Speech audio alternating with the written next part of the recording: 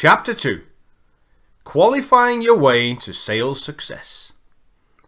Welcome to the most important chapter of this book and the most critical stage of the sales process.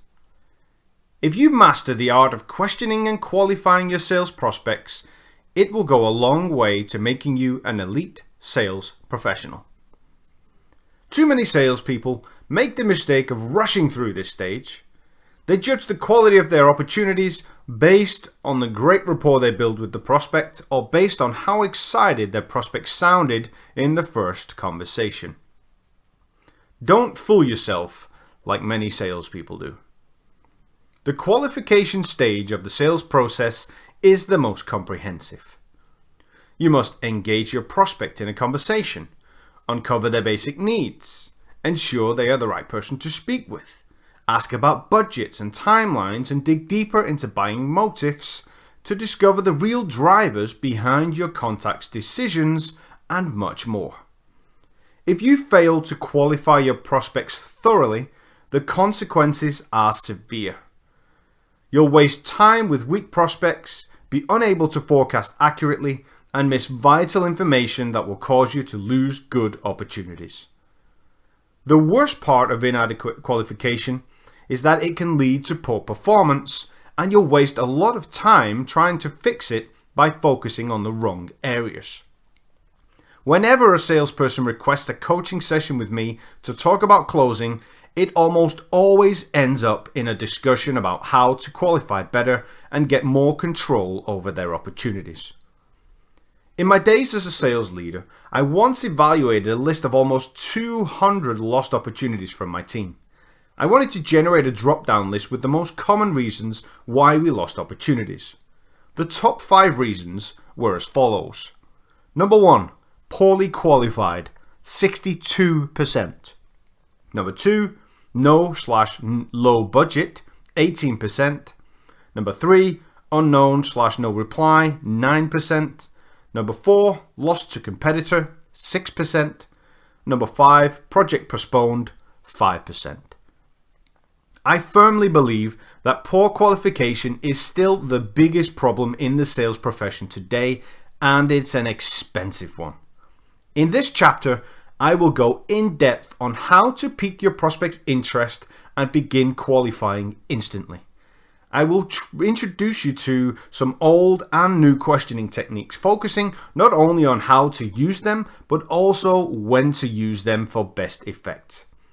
I'll also dig into important topics such as how to spot buying signals, how to reveal real buyer motives, and how to uncover decision processes, timelines, stakeholders, and much, much more. By the end of this chapter, you'll have the techniques and strategies needed to create robust sales pipelines that will result in a predictable source of revenue and a feeling of complete control. So let's get started. Features, benefits, and outcomes. FBO. When I started as an untrained salesperson back in the late 90s, the best way to sell was to reel off the long list of features included in your solution.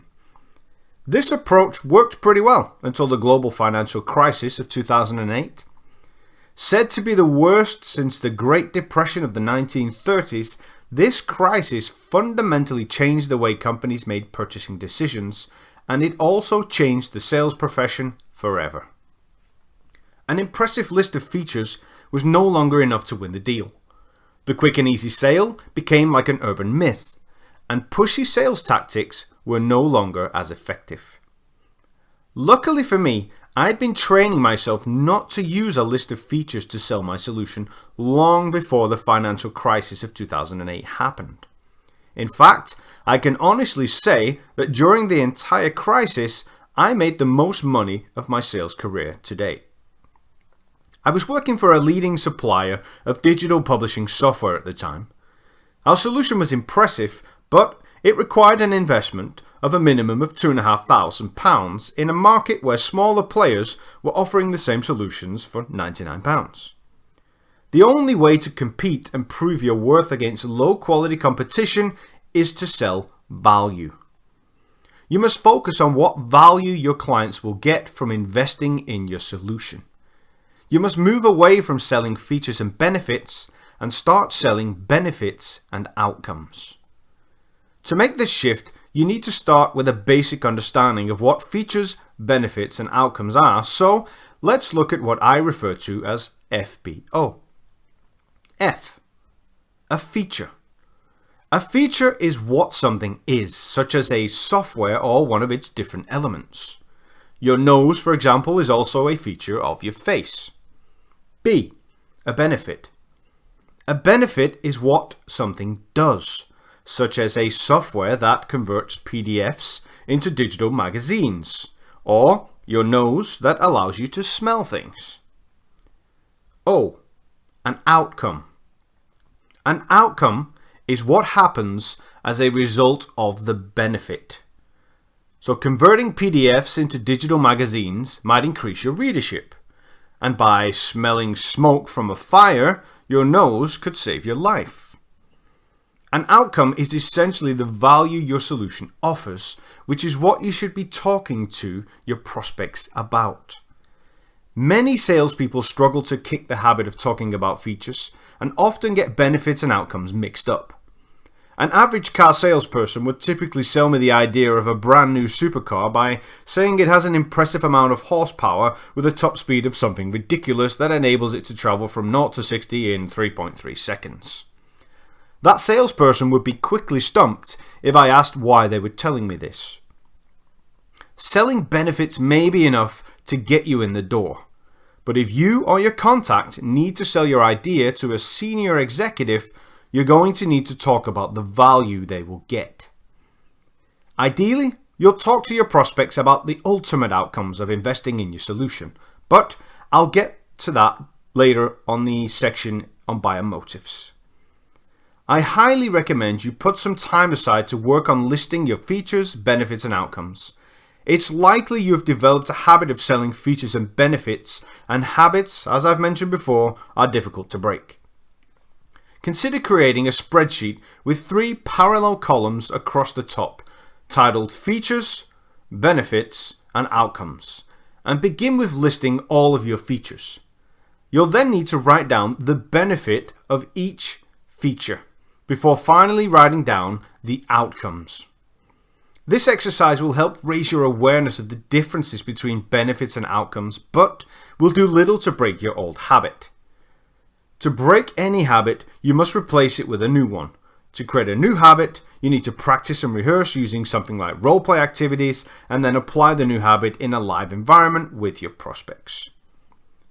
Almost every salesperson I've met sells using features and benefits. So the faster you can break this habit, the sooner you can start selling value and closing more sales. Open the call and interrupt the pattern. Reaching your desired contact person can be a rare occurrence in a regular sales day. In my experience, you'll connect on average with 2 contacts out of every 10 attempts. Most salespeople are unprepared for the rare occasion they reach a contact. They stutter, panic, and dribble out whatever blurb comes to mind, killing the call before it has begun. A call usually starts with a courteous greeting and introduction, such as, "Good morning, my name is Sarah from the company Big Ideas Limited." It's at this point, in 9 out of every 10 cold calls, that salespeople act like salespeople. You might feel the need to say something cliche like, "How are you doing today?" or even worse, to start pitching, which is precisely what your prospect will be expecting you to do. At the beginning of every cold call, there's always a wall of resistance that exists between the buyer and seller. You'll need to break this wall down before you can engage your prospect in a valuable conversation. When you reach a prospect for the first time and they realize you're a salesperson, they may not say it out loud, but they're certainly always thinking, "Ugh, another sales call." They then immediately go into what is known as a pattern of thought about how to get off the call. A quick online search for how to get rid of sales calls delivers more than 48 million results, indicating how common this pattern of thought is amongst your prospects. You're going to need to break this pattern of thought to avoid your next words falling on deaf ears, and you can do so using something called a pattern interrupt. I learnt about this technique when training as a neuro-linguistics programming (NLP) practitioner, where it's used to help change a person's negative state. I'm positive you've been in a situation where you forgot what you were doing or saying for a moment because someone or something interrupted you. For example, if someone banged on the door or dropped and smashed a glass behind you right now, you'd most likely lose track of where you were in this book, leaving your brain momentarily free to focus on something else. Pattern interrupts don't need to be complicated, and you can get as creative or not as you like. Below you'll find 6 examples for pattern interrupts you can integrate into the beginning of your cold calls to break your prospect's negative state of mind. Number 1. Mention something familiar. Mention a familiar name like the person who gave your contact details or the name of someone you know who works at their company. Number 2. Mention something company specific. Refer to a recent blog post, newspaper article, or something else related to your prospect's business. Number 3. Mention something personal. Refer to something from your contact's LinkedIn profile, such as past jobs, shared contacts, relevant job responsibilities, or a great article they posted recently. Number 4. Say something funny. Say something like, I know what you're thinking right now, oh, another annoying sales call, but if you just give me 30 seconds, I'll give you a reason to think otherwise. Number 5. Do something strange. Open your call with your greeting, and then add a moment of silence before asking if your prospect can hear you okay. Number 6. Do something simple.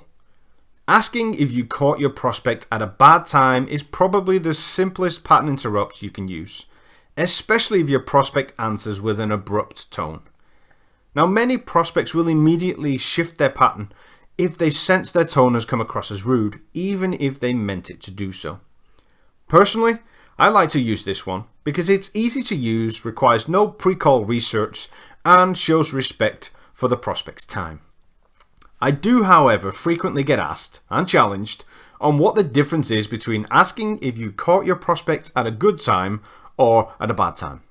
And to be perfectly honest, there's not much difference, but I would ask you to consider 2 questions before deciding which one to use. Number 1. Is it ever a good time to receive a sales call? And number 2, do you want your prospect to be fully focused on the call? I find there to be a slight psychological advantage to asking if it's a bad time because human nature tends to prompt us to say no. I also prefer talking to my prospects when they're not engaged in other activities. By doing this, you're leaving yourself open to the yes, it's a bad time response. This reaction may be genuine, or it may be a way of your prospect trying to get rid of you. Respond with an apology for the interruption and ask when a better time may be. Your prospects will then respond in one of 2 ways. They will either ask what the call is regarding in a pleasant tone, in which case I refer you back to the gatekeeper technique of being as vague as possible before asking again when a better time may be.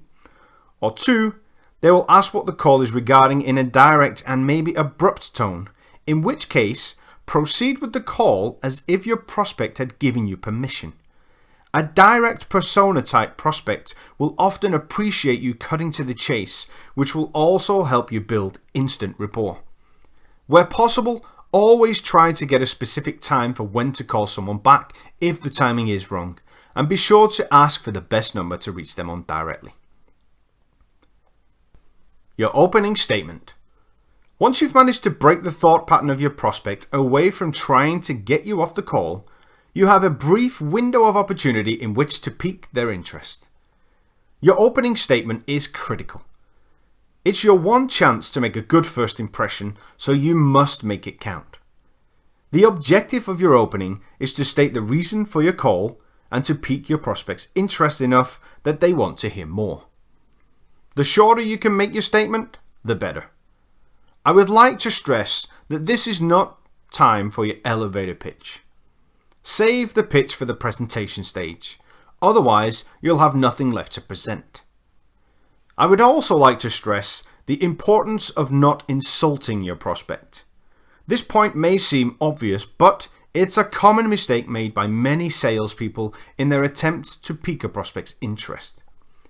Here's a few examples of opening statements that run the risk of insulting your prospects. The first one. The reason for my call is that I noticed the SEO on your website isn't great and wondered if you wanted some help with that. Number 2. The reason for my call is that we offer a leadership program to help you do a better job of managing your employees. Number 3. The reason for my call is that I noticed the search function on your website isn't working too well and we offer a much better solution. Now, all of the above statements may sound innocent to you, but when you're on the receiving end, they may seem like an insult. If I strip a few words from each statement, you'll notice a trend. The first one, the SEO on your website isn't great. Number 2, help you do a better job of managing your employees. And the third one, the search function on your website isn't working too well.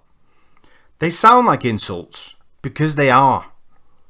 Another reason not to use such an approach is that it's likely your prospect already knows about the flaw you're pointing out. And consider how it would make you feel if you were walking down the street knowing you had a rip in your top and some unknown person pointed it out before recommending a different, more expensive line of clothing to avoid that happening again. Would you consider buying from that person, or is it more likely you'd consider punching them in the face? An effective opening statement should always include at least one benefit and outcome of your solution, which is typically complemented by something catchy. Here, I will provide you a few examples of some solid opening statements, but as usual, I urge you to be creative with your own. Where possible, make them relevant to your verticals of your prospect. The first one, the competitor statement. The reason for the call is we've been helping competitor name reach more highly qualified candidates so they can cut recruitment costs and improve their brand reputation. In that example, I used the name of a competitor, the benefit of reaching more highly qualified candidates, and the outcome of cutting recruitment costs and improving brand reputation to pique the prospect's interest. It's short, simple, and effective. At the end of your opening statement, you want your prospect either to think or ask, how do you do that then? Don't worry about telling your prospect who you are or what you do at this point. Instead, tease them into wanting to hear more. The next one, the big brand statement. The reason for the call is we've been helping big brand name increase their social reach and generate more inbound leads. That example uses the name of a big brand, the benefit of increasing social reach, and the outcome of more inbound leads to pique the interest of the prospect. If you're working with both small and large businesses, it's worth considering either not using a big brand name or mixing it in with a less well-known name to avoid frightening the smaller businesses away. You might say the reason for the call is we've been helping the likes of big brand name and small brand name increase their social reach and generate more inbound leads. The more you can relate to your prospect's business, the more effective your opening statement will be. The marketing trick. The reason for the call is we've been talking with big brand name about increasing their social reach and generating more inbound leads. That statement is useful if you do not work with any big brand names yet. It follows my rule that you must never lie, but bending the truth is just business. So rather than saying we've been helping big brand name, you say we've been talking to big brand name. Now, naturally, you need to have spoken to that specific big brand name first. Otherwise, it's a lie. But you can easily get a big brand on the phone for a quick chat, even if it's just with an information collector. The powerhouse statement. The reason for the call is we've been helping the likes of competitor name and big brand name reduce their customer churn and increase their recurring revenue. If you really need to impress a prospect, combining the name of a competitor and a big brand name makes a powerful statement that can prove difficult to ignore. In the event you have no competitor or big brand names to use, you can always go with a more generic approach. The generic vertical statement. The reason for the call is we've been helping companies in the specific vertical sector improve their website SEO and massively reduce their search engine marketing spend. When using that statement, your prospect will sometimes ask, which companies have you been working with? so I would recommend having a couple of appropriate names at hand. If you only have small names to mention, be upfront with your prospect. Tell them you've recently started out in the sector, so you don't have any recognizable names yet. The best policy is honesty. If you have no clients at all, don't worry, I've got you covered. The generic job title statement. The reason for the call is we have a solution that helps, job title, like yourself, automate the process of creating new users so you can spend your time on more important tasks. So for example, you would say the reason for the call is we have a solution that helps marketing directors like yourself or IT managers like yourself. Whichever statement you choose to work with, remember to include your benefits and outcomes and make them as robust and relevant to your prospect as possible. Telling a webmaster he can increase sales will be much less effective than if you tell him he can reduce downtime. Your opening question. Picture yourself in an interrogation room with your prospect. When you begin to talk, there's a big bright spotlight shining in your face, making you sweat. The only way to get that spotlight off your face is to get your prospect talking and point it at them. After you pique the interest of your prospect with your opening statement, you should immediately follow up with a question. The opening question is where most salespeople commit sales suicide. They ask questions such as, does that sound like interest to you? Or would you like to hear more? Or have you heard of us before? If you ask a closed question, you're giving the prospect no choice other than to answer with a yes or no. Regardless of which response your prospect chooses, the spotlight turns right back on you. You must avoid questions that start with do, does, would, could, can, or any other that gives your prospect the option to give a one-word response, especially if it's a no. They are conversation killers. You'd be surprised at how many salespeople use these closed-ended questions and complain after their calls that their prospects were stubborn because they only gave one-word answers. Your opening question should be open-ended. Questions that start with how, what, or which will help put the spotlight on your prospect and keep it there for a short while. Your opening question should also be clear, easy to answer, and not too intrusive.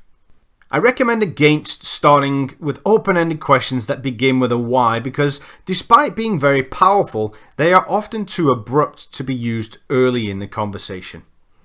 You should also put some thinking into where you want to go with your opening question.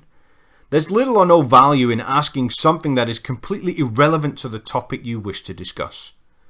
If I, for example, were to cold call a prospect about sales training, I might open by asking how they are currently training their team. This question opens the topic I wish to discuss and is the first step of qualifying if the prospect needs my services. Here, I've listed some random examples of opening questions you could consider using. Naturally, you'll need to customize these to suit your solution you offer and your own style of selling. Personally, I like to give my questions a slight mask of innocence by starting them off by saying, I was just wondering. But you can decide if that works for you. The first one, how are you currently driving traffic to your website? Next, how much focus do you have on your social media accounts? Next, how do you currently cross-sell products to your customers? Next, how much time do you spend on sourcing candidates each month? Next, how do you train your new employees at the moment? Next, what solution do you have in place for managing support requests? Next, what payment methods do you offer? Next, what process do you have in place for handling customer complaints? And last, which CMS platform do you use? Put some time aside to write a list of your own. Think about what your solution does and what questions you could ask first to begin qualifying if your prospect has a need for what you offer. For example, if you offer a solution that helps customers improve employee morale, start by asking how much focus they have right now on improving employee morale. If you provide a solution that helps companies automate a process, start by asking how much time your prospect currently spends on that process today. The quality of your opening question will dictate how the rest of your call is going to go. If you open with a random question, the rest of your call will go in the same way. But if you start with a well-structured question, you'll have a well-structured conversation. Before you progress further, be sure to get a sanity check on your opening statement and question. Read it aloud to yourself a few times and ask a colleague, manager or friend to read it through and role play with you. And finally, put it to the test in a live environment. I also highly recommend you write down a few different variations for each statement and question. Print them out and keep them by your side until you're reeling them off at an unconscious level of competence. I've never met a salesperson who liked sales scripts, yet they are so fundamentally important in the learning process. Even the world's greatest actors need scripts, and using them will speed up your learning process tenfold. How to overcome phone fear. Once you've prepared, drilled, and rehearsed your opening statement and question, it's time to pick up the phone and put it into action. Cue the sound of a fast beating heart. Whether you're new to sales or a seasoned professional, you may not know it, but it's very likely you've experienced phone fear. As the moment comes closer to when you need to pick up the phone, your heart rate begins to beat a little faster. Your bladder gets conveniently weaker, and your thirst for coffee or any other activity that will help you prolong that terrifying first call becomes all too frequent.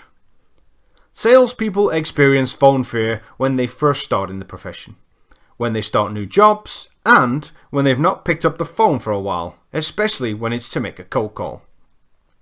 The experience is similar to the feeling you get when slowly climbing the track to the top of a huge roller coaster ride. Sadly, not everyone finds the drop exhilarating enough to jump on again. I can remember at least 2 occasions during my career where new salespeople went for their lunch breaks on their first day and didn't return. Fear will either kill you or empower you. Phone fear, like any other fear, is nothing more than adrenaline. The same adrenaline that Usain Bolt uses to make him the fastest man on the planet, and the same adrenaline that every other top athlete experiences before a race, fight, or game. If you watch someone like Usain Bolt before a race, you'll see exactly how he handles the build-up of adrenaline. He relaxes his body, lifts his head high, takes deep breaths, and goes into a trance of focus. It's like he holds the adrenaline back, and then bang, he unleashes it at the sound of the starting pistol, and there's no catching him. The faster you pick up that phone, dial that number, and make a connection, the faster you get rid of phone fear. There's just something about making that first call which releases those butterflies a little and makes the next call much easier. If you get a gatekeeper or a rude prospect or a voicemail machine, don't stop. Keep dialing while you're in the flow. Spending 10 minutes between calls to doodle will not help you. It will only increase the tension. If you can't get past phone fear, you'll never succeed in sales. All you need is the guts to dive in and take action without the fear of failure. Just relax, lift your head high, take some deep breaths, zone in, and dial. How to make a good first impression. You get only one chance to make a good first impression, so you better make sure it's a damn good one. When you interact with your prospect for the first time, their brain will process the way you look, feel, sound, and smell. Based on their past experiences, their brain will then come to a quick conclusion of what to make of you. If you're lucky, those past experiences will be positive.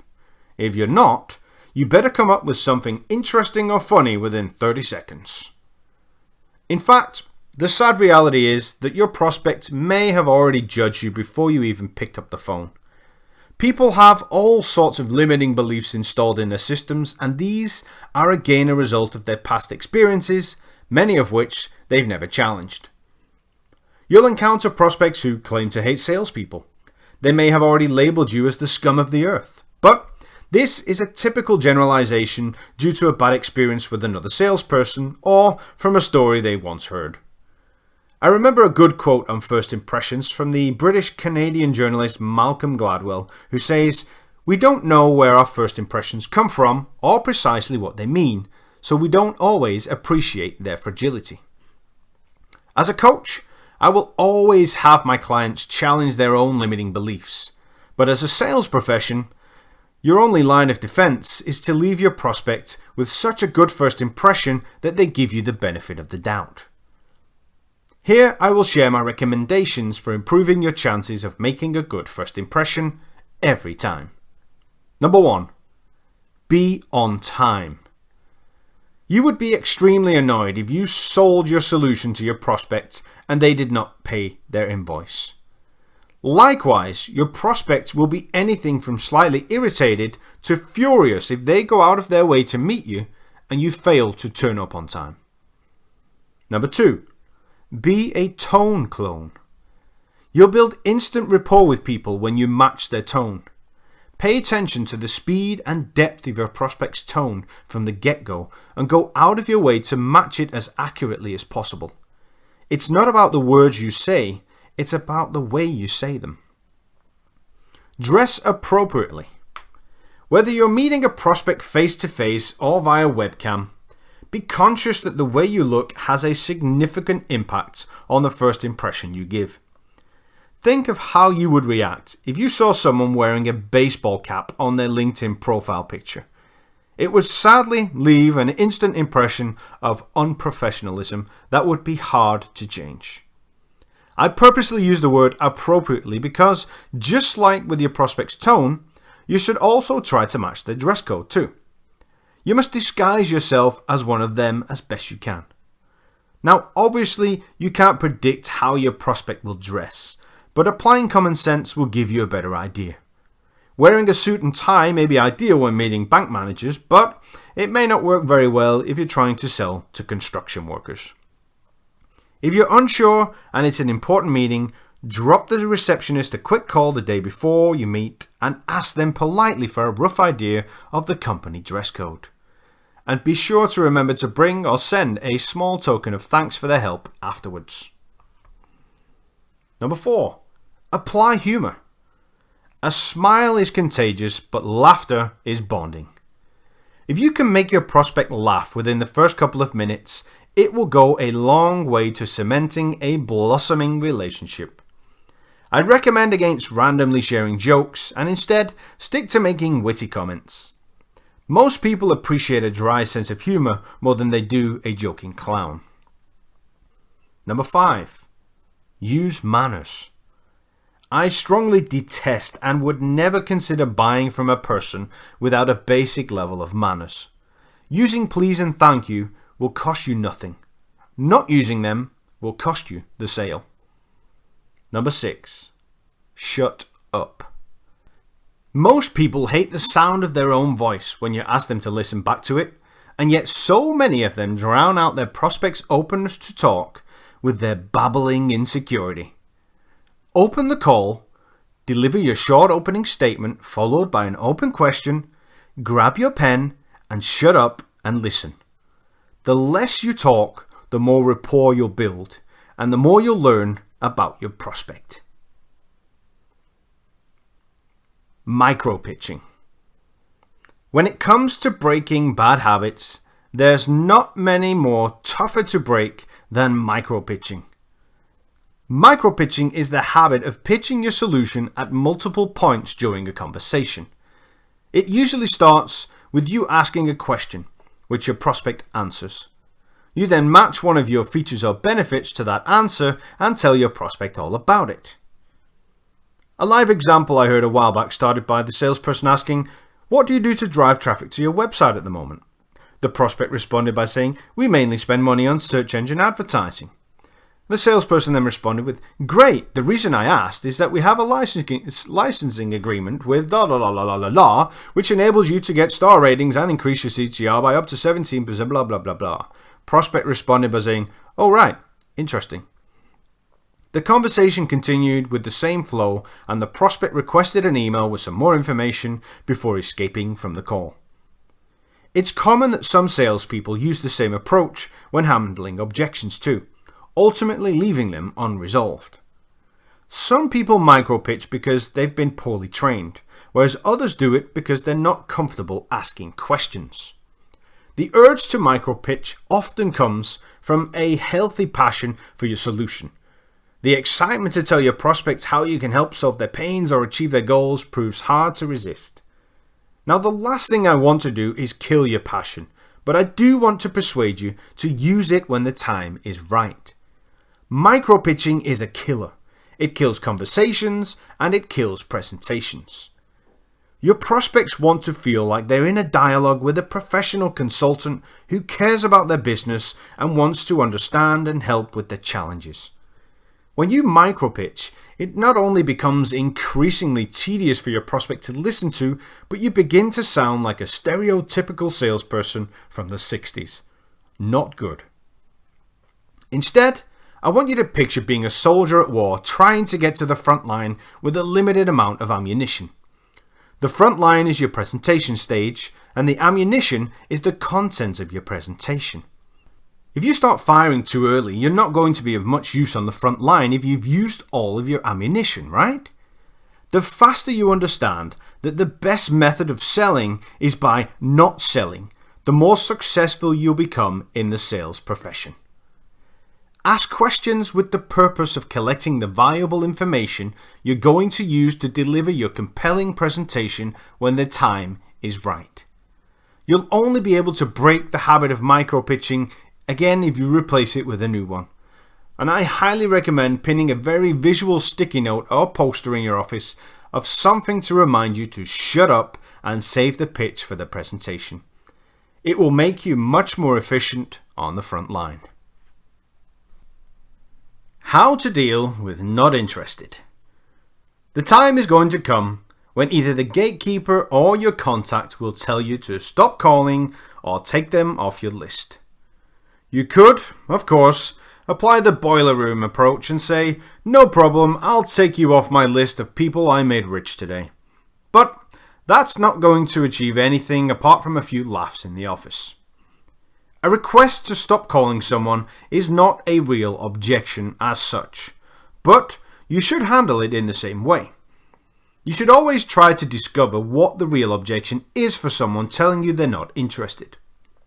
This feedback can be critical in helping your company identify the best marketing sources, resulting in better quality leads for you.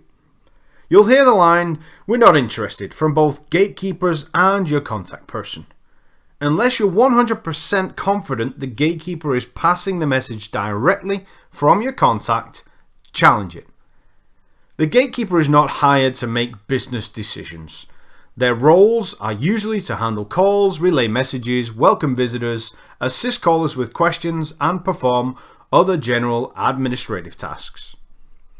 Naturally, stating these facts will not help your cause, but being polite will usually come as a pleasant surprise to most gatekeepers, as they often spend their days getting abused by cold callers. You should make the gatekeeper think the call is about to end before calmly and innocently asking, "Before I go, could I please ask, why exactly is it that you're not interested?" On most occasions, the gatekeeper has used the not interested blow-off as a strategy to get rid of you and will not have an answer, which may result in them becoming a little snooty and refusing to give a reply. This response enrages many salespeople, and they'll try to get revenge using all sorts of childish tactics. In my younger days, I once ordered a skip to be delivered to the front parking spot of a company in the name of the gatekeeper. I also had a colleague who once did the same, only with a large batch of pizzas on a frequent occasion. Now, as amusing as these pranks were, I know today that they were foolish and immature. I learnt my lesson when I made the stupid mistake of calling the gatekeeper the day after the skip stunt to ask if she had received it okay. She tracked back the call, and our managing director was on the sales floor within the hour. He didn't seek out the responsible person, as he knew our team spirit was better than to snitch on each other, but he did deliver a quote I have remembered ever since. It takes years to build a good reputation, but it takes one stupid mistake for someone to destroy it. In today's social world, there's no room for such foolish mistakes. social media platforms can destroy your reputation within the hour. Getting into a fight with or getting revenge on a gatekeeper is nothing but wasted energy. Like you, the gatekeeper is just doing their job and trying to protect the company's employees from being bombarded with sales calls. Your time will be much better spent trying to find a direct route to your contact. If your contact person is the one hitting you directly with the not interested response, your strategy for what to do next will depend on the scenario. If the blow-off comes during your first dialogue and before you've even had the chance to explain why you're calling, consider throwing them off a little by a little reverse psychology. Ask them if you did something wrong. If this fails, try a confident response, such as telling them if they give you 2 minutes, you'll change their mind. If you know for sure you're speaking with the wrong person, politely thank them for the time, get off the phone, and do a little digging for a more senior contact person. Never take no for an answer unless you're dealing with the right person. You may also reach your preferred contact and receive the not interested response even after you've explained why you're calling. Take the knockback calmly and continue to ask your first couple of qualifying questions to try and uncover what they have now. The answers may give you a better sense of why they are rejecting your approach. If you're getting hit by not interested responses on a frequent basis, it could have something to do with the industry you work in or the quality of your call opening. Some industries can be tough.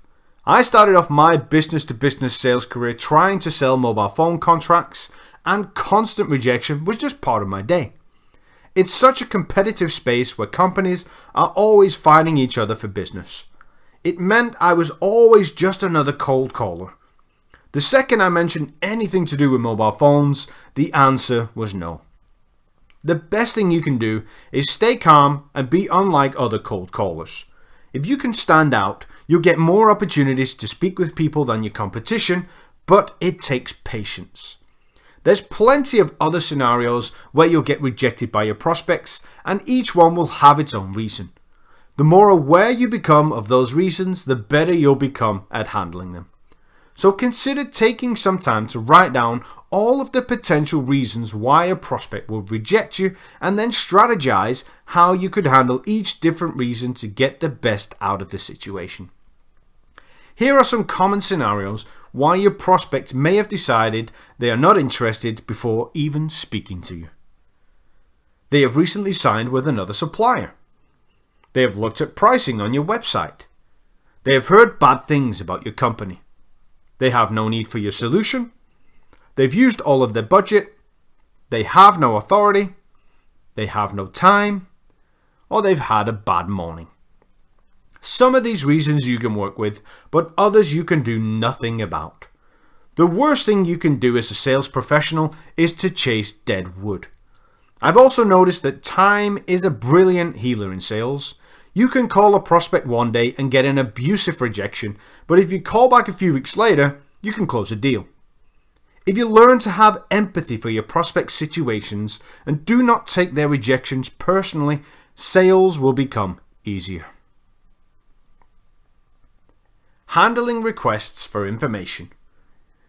Could you please put that in writing for me?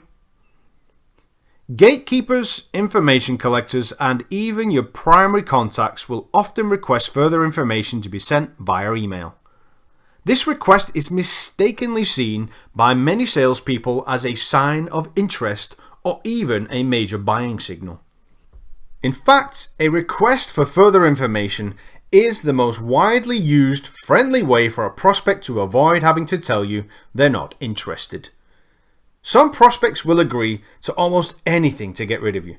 They'll even agree to have a follow-up call or face-to-face meeting despite having no intention of turning up. I've met countless amounts of salespeople who were brilliant at sending out high volumes of information emails, booking lots of meetings, and creating impressive pipelines.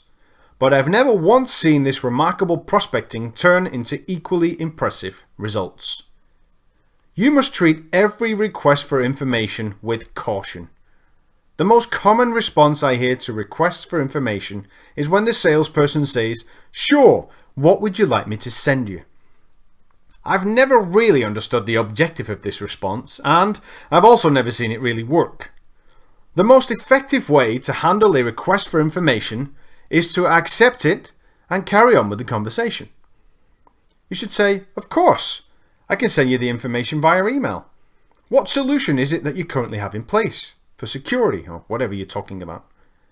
You should aim to get your most fundamental qualifying questions answered every time. At least this tells you if it's worth spending time sending out that further information. As usual, it's important you have your ears tuned into your prospect's tone, because it's common to be hit with a request for information when you catch someone at a bad time. Don't be afraid to say something such as, "Jenny, I sense that I caught you at an inconvenient time. Would you prefer that I give you a call later this afternoon or tomorrow morning?" Now, there are, of course, some scenarios where a request for information is valid. For example, if you sell products or services that are incredibly complex, visual, or technical, then a request for information may make sense. In this case, it may be a good idea to consider sending the information in advance of your call. On the other hand, if you get a request on the back of a conversation or presentation about your solution, it may be a smokescreen. The best strategy here would be to follow the objection handling process that I give you later in the book. You'll never be able to avoid sending emails. So my recommendation is to avoid sending a barrage of information that confuses your prospect. If your website, product brochure, or video provides a simple and understandable explanation of your solution, just send them a link. Otherwise, send them a simple email template with your opening statement. It might sound like this: "Dear First Name, thank you for taking the time to talk to me today. As mentioned, we've been helping big brand name improve organic traffic and increase online sales revenues, and I wanted to discover if this was something we could help you with too. Our website or product brochures are complex, so it's best we have a brief chat first to see if you even have a need before we spend any further time on it. Let me know the best time and number to reach you, and I will send across a calendar invite. Thanks again." The most important rule to remember when sending out information emails is that you will get very few people calling you back. You must always remain in control of the sales process by setting concrete next steps with your prospects and executing on your follow-up calls. How to handle stubborn prospects. Regardless of how good you get at building rapport, you're always going to come across prospects you just don't hit it off with. You know the type. The ones who answer your open-ended questions with one-word answers, or the ones who don't even pretend to find your bad jokes funny. You just know within seconds of the conversation that it's not going to end well. Most salespeople crumble when they meet such prospects. They keep asking questions, getting the same one-word answers, and exiting the conversation at the first given opportunity. So how should you deal with these prospects? Are there really humans on the planet that are this rude and miserable? There could be several reasons why a prospect comes across as stubborn or rude when you call them. Every prospect is a unique individual with their own beliefs, personalities, and experiences. You could call someone who has a belief that all salespeople are the scum of the earth. You could reach someone who's having a terrible morning, or you could be the 6th sales call they've received today. You simply don't know. I remember a scenario once when I came across one of these stubborn prospects. I was trying my best to keep the conversation going, but in the end, he was just so abrupt that I just came straight out and asked if I had said or done anything wrong. It turned out that he had tried contacting us 3 weeks earlier, but nobody had gotten back to him, so he ended up buying from a competitor. This poor service had obviously annoyed him. He no longer needed our solution, but rather than just telling me, he let the conversation drag on to avoid conflict. In the end, I apologized for the poor service, and we had a pleasant conversation. It didn't take much effort, and that hopefully changed the prospect's perception of our company. If you feel like you have come across a stubborn prospect, start by asking if you caught them at a bad time. It not only shows respect, but should also maybe break them out of that negative state. If not, I recommend doing as I did and ask if you have said or done anything wrong. Directness can often be your quickest route to the truth. Prospects can also be stubborn if they don't have the budget. They may get nasty and rude because they don't want to admit they can't afford your solution. And these prospects will also potentially talk negatively about your solution to avoid telling you the truth. There is no single magical ingredient to dealing with stubborn prospects, but there are a few tactics you can use to make it easier. Number 1, change the day. Calling your prospect on another day will provide you with a better indication of whether they always come across as stubborn or if you just caught them on a bad day the first time. Number 2, change the gender. I've often seen remarkable success with having a team member of the opposite gender to the previous salesperson call the same prospect. Number 3, change yourself.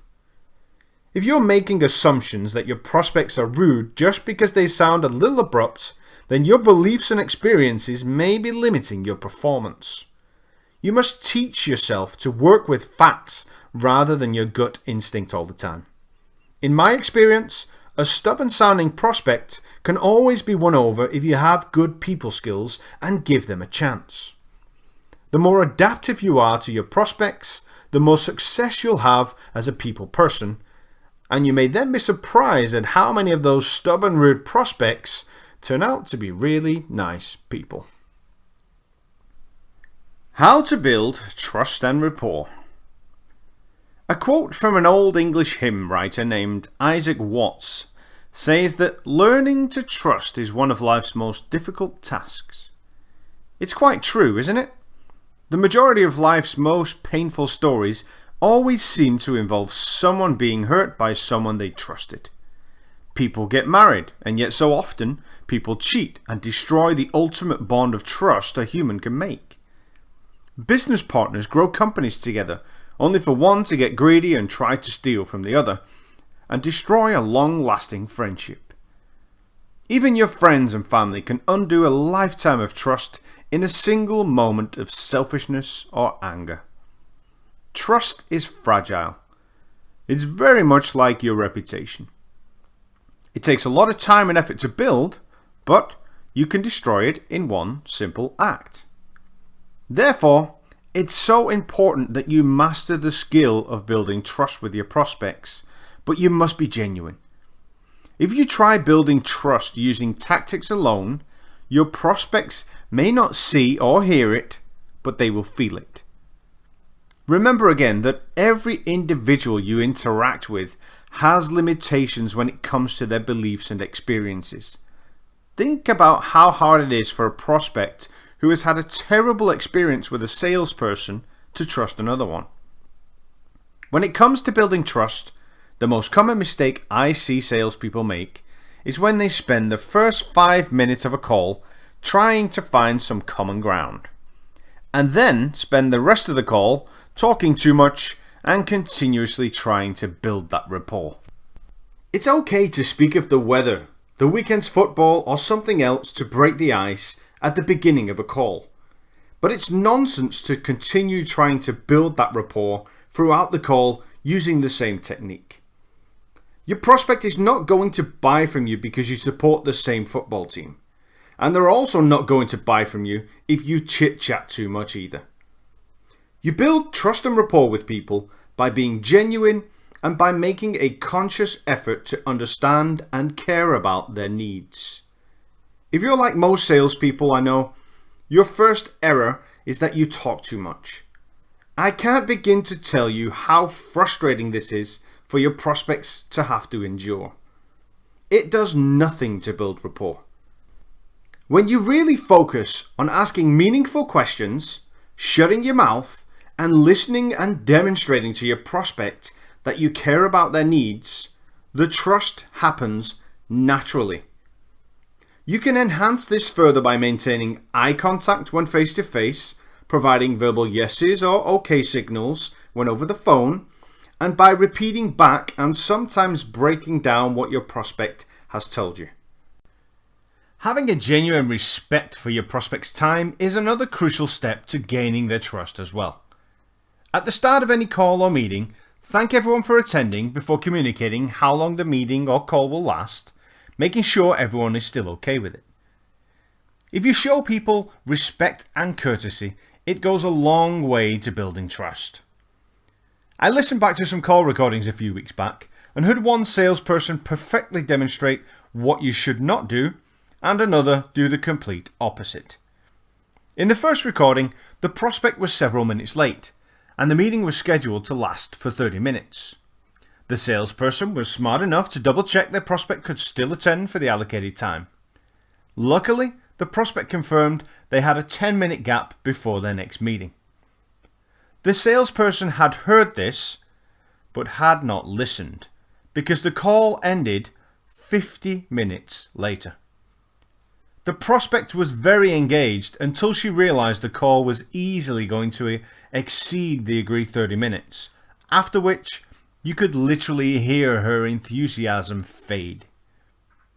In the second recording, from another salesperson, I witnessed almost the same scenario. The call was delayed 12 minutes due to problems getting into the online meeting software, which meant the call should last 48 minutes rather than the allocated hour, as the prospect had another meeting scheduled. The key difference this time was that the salesperson had listened. He not only checked at the beginning of the call if it was best to reschedule, but he even stopped 5 minutes before the time was up to ensure the prospect had a little buffer to make their next meeting. On this occasion, the prospect was so engaged that he gave permission to continue and the call lasted 20 minutes longer than originally scheduled. The most efficient way to build rapport with your prospects, though, is by persona matching.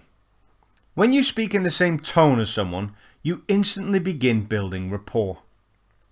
I would say persona matching is the best secret weapon most salespeople fail to use. You can have all of the best sales techniques in the world, but if you're a fast talker and you're dealing with a slow analytical thinker, you're instantly going to create a personality mismatch and will unconsciously just not get along with each other without knowing why. So next time you interact with a prospect, pay attention to and match their tone. Show them respect and focus on being a genuine human being with an interest in helping your prospects, and the trust and rapport will happen naturally. Fear of questioning. A common trend among salespeople is the fear of asking the prospect too many questions. Most salespeople have had one or two isolated incidents where a prospect has refused to answer any questions, often wanting to know how much something costs first. I'll be straight with you here. If your prospects don't want to answer your questions, it's very likely they don't have the budget for your solution, or it's because you're dealing with the wrong person. Naturally, this may not always be the case. Your prospect may stop wanting to answer your questions because your questioning skills need a little work. If you ask amateur sales questions such as what's your budget or who's the decision maker too early in a conversation, you're going to put your prospects into the defensive mode because you're being too pushy. However, the biggest reason why most salespeople don't like asking too many questions is that they don't want to come across as being rude or nosy. This is a psychologically limiting behavior that will hold you back, if not overcome. Some people are great at asking soft qualifying questions about the prospect's biggest challenges, current solutions, and what they're looking for. But when it comes to getting deeper into the real buyer motives or decision processes, they often get very uncomfortable. You must overcome this fear if you want to succeed in sales. There are only a small number of prospects who will object to the many questions you ask, most of which do not qualify anyway. If a prospect interrupts you to ask if you can just give them a price, Be confident and calmly explain that you need to ask them a few questions before discussing pricing to ensure you match them to the correct solution. If they still object, bid them a good day and move on to the next call. You'll gain much greater value from asking a lot of questions than you will by asking too few questions in an attempt to avoid annoying people. Remember that questions will help you build trust and rapport and will help you better prepare for your final presentation. Now, naturally, you should adapt this advice to your business as usual, your sales cycles, and also the potential scenarios you're going to come across in your business. If you're working with longer sales cycles, you could easily spread your questions over a couple of calls. Alternatively, if you sell low-cost products, your questions will not need to be so deep. But the key thing is, don't be afraid to ask too many questions. Foolish assumptions. When you walk into a conversation with a prospect, you're sometimes armed with so much information about them, it's a little freaky. I'll admit to feeling a little like an online stalker at times when I was in sales. We often look at our prospects' social media profiles to try and learn as much as possible about them before calling. You've probably seen the classic quote from Benjamin Franklin once, who says that failure to prepare is preparing to fail. I agree that preparation is key in sales. Don't get me wrong. However, I have my own saying too, and that is that too much information is, well, too much information sometimes. And I also believe that the power is not in the information, it's in how you use that information. Gathering lots of information about your prospects can not only be time consuming, but it can also affect your sales calls. What you do not notice is when you start reviewing your prospects' online profiles, you start to make all kinds of subconscious judgments about them, which can often lead you to making a lot of foolish assumptions that will harm the qualifying process. I was listening to a young lady make some live cold calls about 6 months ago. She'd been struggling to convert her high call activity into enough meetings, but couldn't figure out why. She was struggling with gatekeepers a little because of her lack of experience in that area, but the main issue was her opening statement, which sounded a little like this. The reason for my call is that we offer an e-commerce tool, and I can see the current solution on your website does not work very well, so I was wondering if you would be interested in checking out our solution. The two most foolish assumptions you can make when calling a prospect are, number one, assuming the prospect is not aware of the problem, and number two, assuming that they care about it. You could be calling someone regarding a problem they've known about for a long time.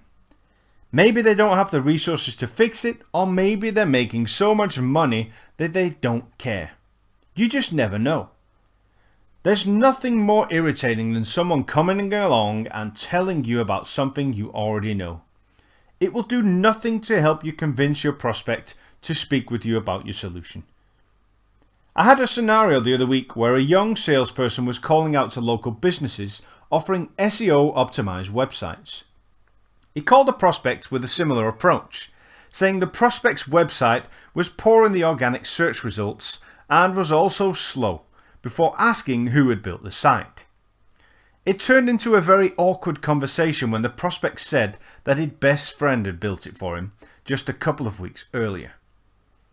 Making assumptions about your prospects is foolish. It limits your vision to a level that makes it almost impossible to qualify your prospects efficiently, and it can kill your cold calls in a heartbeat. So rather than making foolish assumptions with the information you collect, use that information in a much smarter way.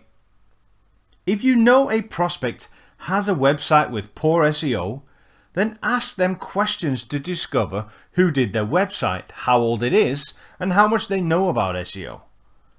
I would always try to structure my questions around the topic I wanted to cover and get to the point in a conversation where the prospect was admitting to me that they were unhappy with their current solution, which then gave me the perfect opportunity to come up with a better one. When you start asking questions before assuming anything, you'll notice a powerful difference in the way your sales conversations go. One question, please. Another questioning mistake to avoid is asking more than one question at a time. Now, I know this might sound like common sense, but you may do it without even knowing. It often happens when you ask a question you're uncomfortable with, or if you don't get a quick response, or when you're a little anxious about speaking to a specific prospect. I worked with a company a few years back, and we came up with a simple questioning strategy where the sales reps would ask the following 3 questions as part of the qualifying strategy. The first one they would ask is, what are you doing to drive traffic to your website at the moment? The next one was, how much are you spending on that per month? And the final question was, what are you doing to convert that traffic into paying customers? Now, because some of the reps were afraid of asking the question about how much the prospect was spending, they would often package the question in together with the first one. So they would ask, I was just wondering, how are you driving traffic to your website today? And how much roughly are you spending? When you ask more than one question at once, you'll often only get an answer to one of them, meaning you'll potentially have to ask the uncomfortable question again, or you'll just bottle it and skip it altogether. You'll also risk confusing your prospects by asking too many questions at once as well. And on top of that, you could end up skipping too far forward in the conversation and potentially missing opportunities to delve deeper into their answers. Your questions should always be asked one at a time in a slow and clear tone, and they should have a meaningful direction that is relevant to the topic you wish to discuss. Log everything. When I was a young, inexperienced, and stubborn salesperson, I used to hate using CRM systems. I hated always updating records and would tell my manager that I was supposed to be a salesperson, not a data administrator.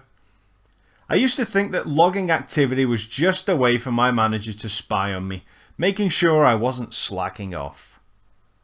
Today, my opinion on data couldn't be more different. You could say I'm a bit of a data freak. If you don't keep an accurate database of your activity, leads, prospects, and customers, you're severely handicapping yourself and missing opportunities.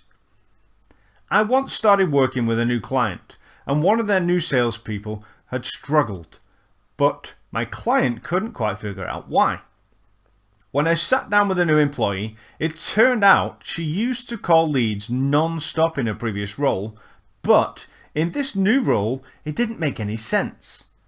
The recommended average number of times to try and reach a prospect at this specific company was around about 6 to 8 times, unless it was a big brand. When I asked this new salesperson how many attempts she'd made, it was more along the lines of 20 to 30. Not only was she new to this company, but she was also working on a new vertical. And it was obvious that this vertical was not going to work at this company due to the number of attempts needed to reach a contact. So this poor girl was thinking her sales ability was holding her back, her confidence was on the floor, and her job was on the line. But if she had logged all of her calls, and if her manager had a better data guidelines policy in place, all of these issues could have been flagged much earlier, and the entire situation would have ended much differently. Without logging calls, how would you know how many calls it takes to make a sale or book a meeting? Without logging details about your calls, how would you remember what was said and agreed upon in a particular call when you follow up?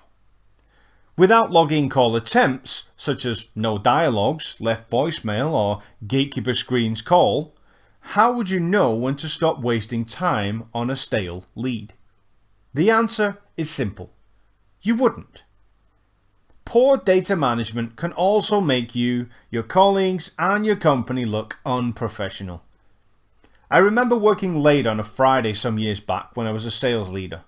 It was almost 7 p.m. when the phone started ringing behind me. Now, I'm not one who can sit there and let a phone just ring out just because it's out of office hours, so I picked up. It was an angry customer. His paid profile page had started displaying adverts like it does when you're a non-paying customer. And worst of all, the advert related to one of his competitors. I apologized, calmed him down, and asked for a minute so I could review his account and find out why. I could see that his account had expired the previous day, but could see absolutely nothing else about his account. All customers were usually on an auto-renewal policy at this company, but this particular account had expired despite him wanting to renew. There were no notes or activity logs to give me any idea as to why, so I tried to reach the account management team, but everyone had left for the weekend. I ended up in the embarrassing situation of having to tell the customer that I had no clue why his account had stopped. I also did not have the privileges to amend his account either, as it was not my department, which meant his profile page would be displaying adverts for the rest of the weekend until the office is reopened on Monday. I had emailed and sent a text message to the account manager, and he did reply to me the day after to say he'd reactivated the license. He also said he'd been calling and emailing the client for weeks due to an expired credit card, but had not had any response. By simply logging those calls or tracking those emails in the CRM, I could have explained the situation to the customer and he could have updated his payment details right away. His account would also be activated, and it would have avoided both me and the company looking like a bunch of unorganized amateurs. There's an enormous amount of value in logging data.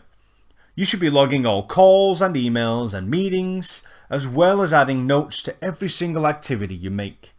It will save you time, provide marketing with lead feedback, and give you an indication of whether things are as they should be.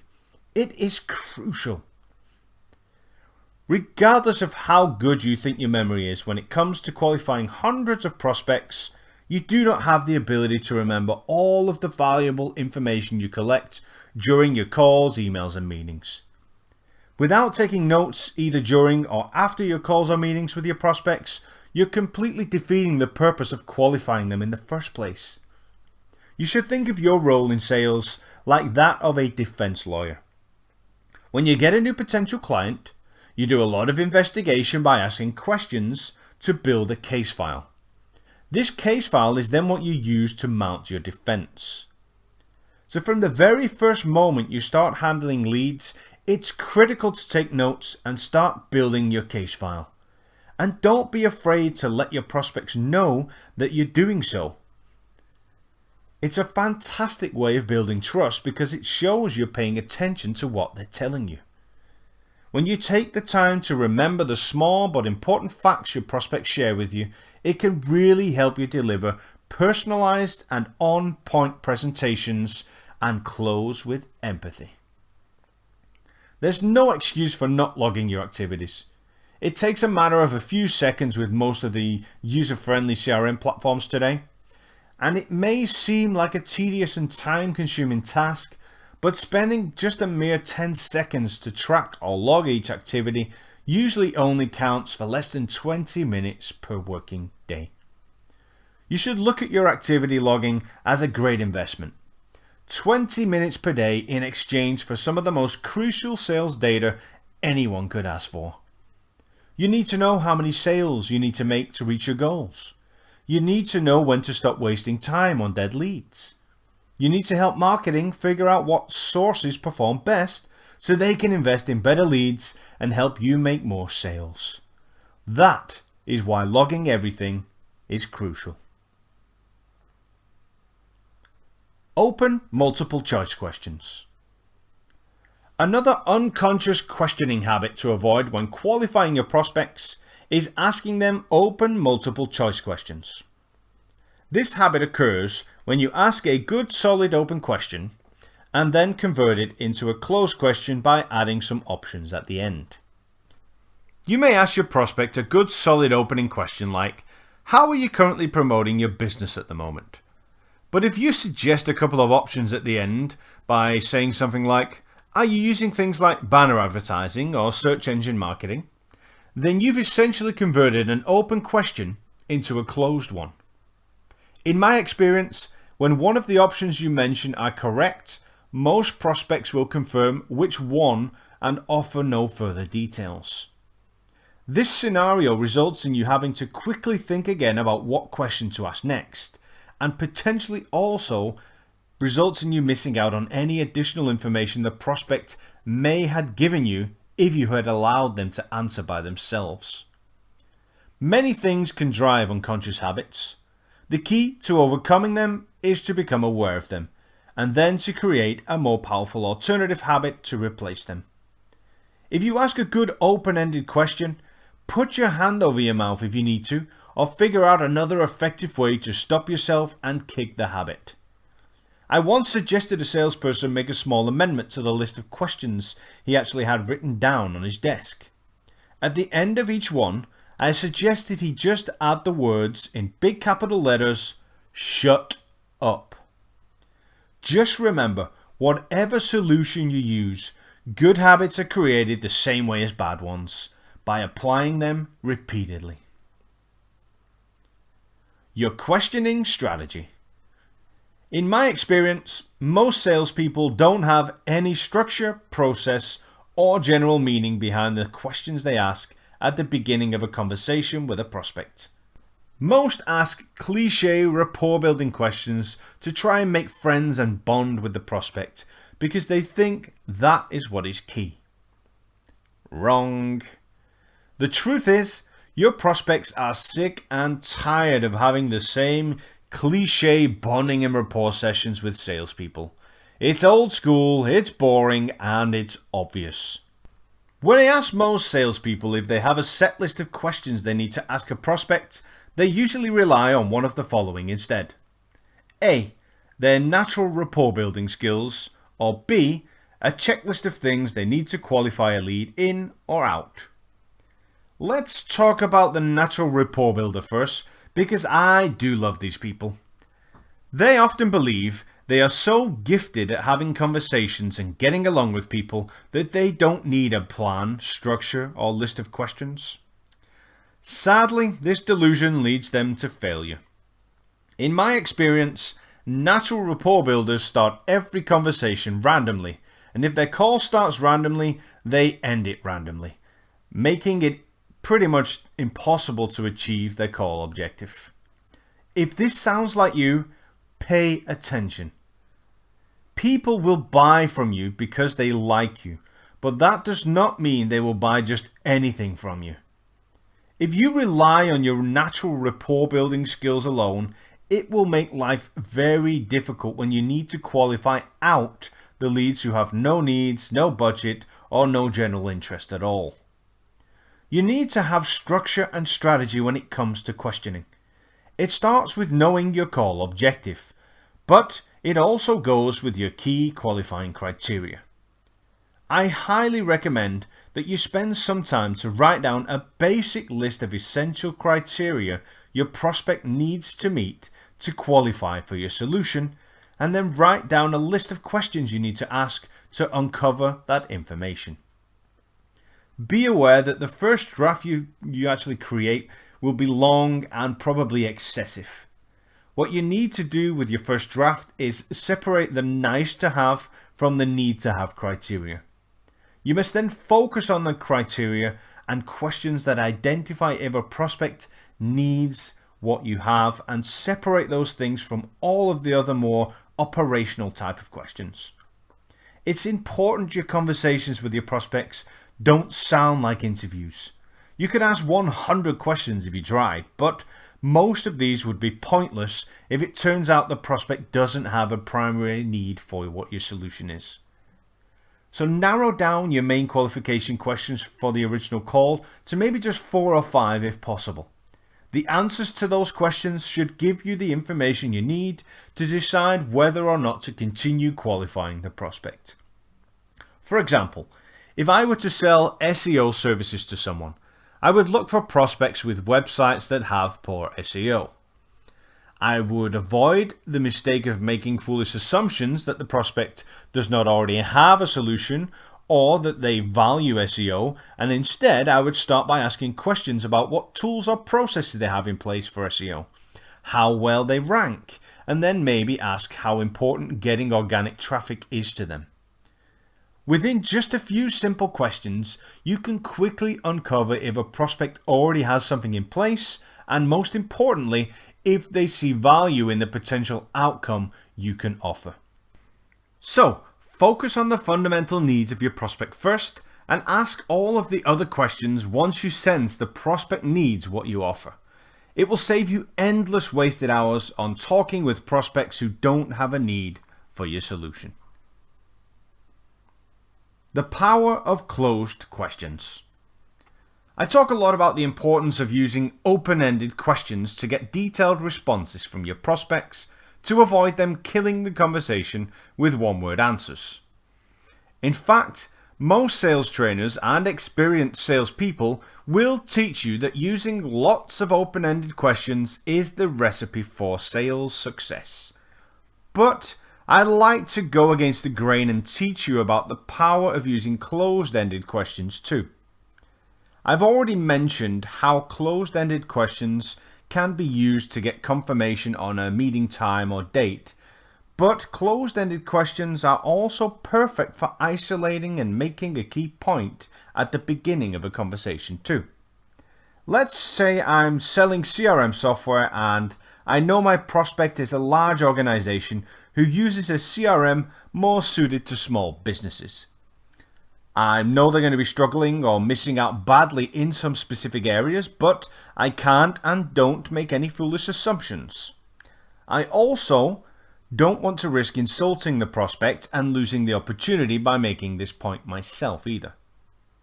I need to ask a set of questions that will get my prospect to make this point for me, and that's where both my questioning strategy and the usage of open and closed-ended questions will come in. If I've done a little homework on the prospect, I will already know what CRM they have in place and have a good idea of how many users they have. But using this information right away would be a mistake and a potential disadvantage to me. I therefore would start the conversation by asking what CRM platform the prospect currently uses and how many users they have on that platform. This information provides me with an opportunity to make a strong point that using so many users on a small business CRM is surely not optimal. But this approach would likely build up resistance between myself and the prospect. So instead, I'll use a closed-ended question to clarify what has been said by the prospect in a way that will hopefully get my point across without me having to say it. Sometimes just repeating back what was said and adding silence at the end is enough to make a point, but sometimes I might need to adjust my tone. So if I ask the closed-ended question, so just to confirm, you have 150 users working on the Zebra CRM platform? And if I ask that, of course, in a type of tone I did there, in a sort of shocked type of tone, then that may straight away make my point or at least raise the suspicion from the prospect that something's not quite right. At this stage in the conversation, I'm not looking to have the prospect admit that they know they're using a wrong CRM platform for the size of their organization, but I do want to make sure they are psychologically telling themselves that they know. By just repeating back what a prospect said using a closed-ended question, I can turn on a light bulb in their head and have them realize something obvious without having to state it. If the prospect did not have a light bulb moment, I would probably tailor my questions around the weaknesses I know about in their current solution, avoiding forcibly making my point again. It's quite common that most small business CRM solutions lack a comprehensive reporting functionality, and even though I know this, I would again maybe ask the prospect how they measure their call activity, pipelines, or commissions and such things. In my experience, most companies using inadequate CRM platforms end up pulling data into spreadsheets from a variety of different sources such as the CRM, phone systems, and other software, which usually results in a time-consuming process that still delivers limited data. Now, this direction might mean I get the opportunity to use a closed-ended question, such as, so you have someone spending 30 to 40 hours per month pulling this data into a spreadsheet, and it's still not entirely accurate? Now, at this point in the conversation, if I'd used a question like that, I've hopefully made my point by asking the right questions and repeating back the information shared using the closed-ended questions. And again, without having to push my opinion. This approach makes it much easier for me to come forward with my solution in the end. Closed-ended questions are just as powerful and useful as open-ended questions, but only when used in the right way at the right time. Now, my favorite part about them is that they avoid potentially insulting or building up resistance with prospects, and they are ideal for developing trust and rapport as they again demonstrate your excellent listening skills to the prospect. In the great words of the sales legend Tom Hopkins, if you say it, they doubt it, but if they say it, it's true. If you can put your words into your prospect's mouth, they will sell themselves on your solution. Effectively using closed-ended questions takes practice. You'll want to avoid sounding stupid by repeating back exactly what your prospect says, so always give yourself a second or two to think about how exactly to repeat back or paraphrase what was said in order to add as much clarity as possible and make your point. How to handle premature pricing questions. Despite how well you prepare your questions for qualifying a new prospect, you're always going to come across the one who asks about pricing early in the conversation. Too many salespeople fail to prepare for this situation, which often results in the pricing discussion taking place before the prospect has any idea of the value on offer. It's a tough decision whether or not to discuss pricing early with a prospect because it does depend on the solution you're offering. Also depends on the length of your sales cycles and on the type of prospect. There's been psychological studies that prove it's better to receive good news before bad news, because humans often struggle to get over the bad news if it comes before the good. Not discussing your pricing until you present the value of your solution is the ideal strategy. But if you refuse to give pricing, you always risk a prospect walking away from a conversation because they assume your prices are expensive. Now, there are two typical types of prospects who will bring up pricing earlier in a conversation. You've got prospects who have little or no budget, and you've got decision makers who don't like to waste time. Of course, you don't want to frighten anyone off by refusing to give them an idea of pricing. But at the same time, you don't want to qualify out those prospects who ask because the budget is the issue. I always recommend using the price range response as a first strategy. So when your prospect asks about the price early on, you tell them that your solution ranges between your rock bottom price, anything up to your really top high price. You then tell them you'll be able to give them a more concrete idea of the exact investment required, but you just need to ask them a few questions first. I would say the most important part of this strategy is that you do not get diverted into discussing the pricing in more detail at this point. You must stick to your questioning and qualifying strategy and discover if the prospect has any needs for what you have first. If you let the prospect take you off your strategy, you'll very often end up not being able to recover and will end up concluding the call without having reached your overall objective. How to crush your competitors. Regardless of how often you come up against your competitors, there's one common mistake you must avoid. Do not ever attack, criticize, or say negative things about them. It's unprofessional and it's a tried, tested, and failed sales strategy. The more attention you give your competitors, the bigger problem they become. Now, I'm not advising here that you pretend your competitors don't exist.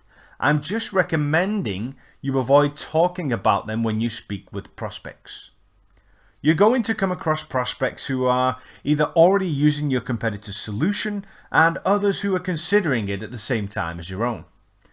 You'll also come across competitors trying to take your own clients. How you deal with each of these scenarios is very different. When you're working to pull a prospect away from the competition, you need to be strategic and go in with either something of a unique value or a huge discount. Now, you will of course need to ask the prospect your standard qualifying questions to ensure they have needs, but you'll also need to ask them questions about their current solution. Too many salespeople make the mistake of going in aggressively when it comes to pulling a prospect away from a competitor. This aggressive approach is often due to their passionate belief that they have a better solution for the prospect. Sadly, that passion can quickly turn into frustration when the prospect doesn't instantly believe them. I would again advise you to show professionalism and patience with your competitors' clients, just as in any other situation. Someone using a competitor's solution is likely to show you more resistance than a regular prospect because they know your end goal. Here is a list of questions you can use to disarm your competitors' clients and softly qualify them at the same time. What solution do you have in place today? How long have you been using it? What do you like most about it? What made you choose that solution in the first place? Have you managed to achieve those objectives so far? Who made the decision to invest in the current solution? And tell me, if you were the CEO of that competitor, what would you change about the solution or include in future updates? These questions will uncover how happy your prospect is with their current solution and give you a sense of how open they might be to discussing an alternative. Now, it's important not to be too pushy if you can hear your prospect is happy and not interested in moving. It's much more powerful to leave the prospect with a professional impression of you and your company, so you're first in line when your competitor upsets them. When a competitor is trying to steal your clients, you must first ask yourself whether you've treated this client well or not. Have you offered them excellent service, or have you just taken their money and abandoned them? Setting up simple reminders to say a quick hello to your clients every couple of months will keep a large proportion of them loyal, and you can even automate the process if you don't have the human resources. Sadly, most companies or account managers either don't have the knowledge or can't be bothered to set up courtesy calls or emails, and they have to deal with the constant threat of losing clients to the competition. The advantage you have against other sales professionals who are trying to take your clients is that they are probably doing everything that I am advising you not to do right now. They'll likely be aggressively pursuing your clients and attacking your weaknesses in a desperate and unprofessional manner. If you've served your clients well and have a solid solution, your clients will defend you. However, if you've abandoned them and failed to create a lasting relationship, you'll be in trouble. The dazzle of added features and benefits or the smell of cost savings is always going to catch the attention of a certain number of your clients, no matter what, and no matter how you treat them. This is where you'll need to defend yourself. To handle this scenario, you'll need to put your emotions to one side and ask your client to do the same with the cost savings or the new features and benefits on offer from the competitor. You must firstly communicate how sad you are to hear your client is considering an alternative solution, but bite your tongue and communicate that you understand it's just business. You must avoid appearing to be defensive and remain calm and professional. Your next step will be to ask your client for a few minutes of their time so you can run over a brief review of their account. Your goal is to re-qualify their needs to see if anything has changed since they first became a client. By qualifying your client like a new prospect, you'll not only highlight any new requirements they have, but you'll also remind the client of their reasons for selecting you in the first place. Your end goal is to have your client reevaluate if the new features and benefits or cost savings on offer from your competitor are worthwhile when compared to the potential headache of switching suppliers. Remember that your job is just to ask the right questions and not to force your opinion. The psychology behind great questions will always outweigh the forceful persuasion of an elevator pitch. If you come up against your competitor when hunting for new clients, your strategy will naturally need to be adapted. I mentioned earlier that the more attention you give your competitors, the bigger problem they become. In my experience, most salespeople get defensive and start pitching all of the reasons why their solution is better than others when they hear that a competitor is involved. This approach will get you nowhere. It makes you sound desperate and tells the prospect you're afraid of your competition. I will again repeat that your strategy should be to remain calm when your prospect mentions the competition. Shock your prospect by doing the opposite of what they expect and start praising your competitor before flowing smoothly into your qualifying questions. The best form of attack is not defense, it's confidence. You must also be prepared for prospects hijacking you by asking you what makes you better than such and such a competitor down the road. You must be humble and again compliment the competitor mentioned, even go as far as saying that they have a similar solution if that's the actual case.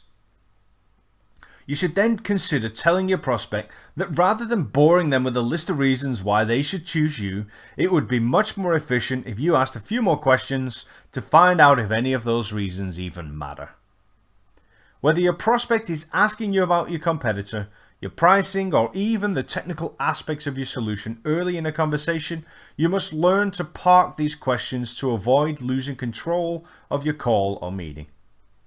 Here's a few one-liners you can use to park questions and shift the focus of your conversation back into the qualifying process. Number 1. Yeah, I know them well, and they have a very competitive solution too, but I would rather ask a few questions to find out if we can help you before I try to compete for your business. Number 2. I could easily list a number of unique features and benefits that we offer that they don't, but I'd rather avoid that until I know if they would be of any value to you first. Or number 3, I honestly can't answer that question until I understand your needs first, because in my experience, not all clients are the same. Regardless of how good you get at parking your prospects' questions, you'll eventually have to go head to head with your competitors, and your best weapon is to master how to plant seeds of doubt around their weaknesses. If you know your competitor is expensive, it will do you little good to simply point this out to your prospect, and it will potentially make you appear defensive and insecure. Alternatively, if you ask your prospect in a slightly concerned tone whether or not they'd seen the pricing model of your competitor yet, it will bring that weakness to their attention. It can also be a great advantage to put together a list of your competitor's deficiencies in preparation for this conversation as well. Rather than telling these weaknesses to your prospect, you can take a more consultative approach and give them a list of recommended questions they should ask your competitor. In the event your prospect seems keen to go with your competitor, your last-ditch approach may sound something like this. I know them well and they have a great solution too. All I would ask before you decide to go ahead with them is just to ask them a few questions about some critical areas of their solution which I feel might be important to you. Do you have a pen handy? I recommended you to create a spreadsheet earlier in this book with a list of features, benefits and outcomes of your solution. And I would now recommend you add a fourth column to that spreadsheet named Qualifying Questions. You then need to think about a question you could ask to qualify whether your prospect has a real need for each particular feature or not. Let's say you know one of your competitors is weak when it comes to data protection. Before using this as an advantage, you'll first want to discover if it's relevant or not for your prospect. So you could just ask your prospect how important data protection is for them. If you then receive a positive response, that's important. you should then recommend they ask the competitor in question about how they handle data protection.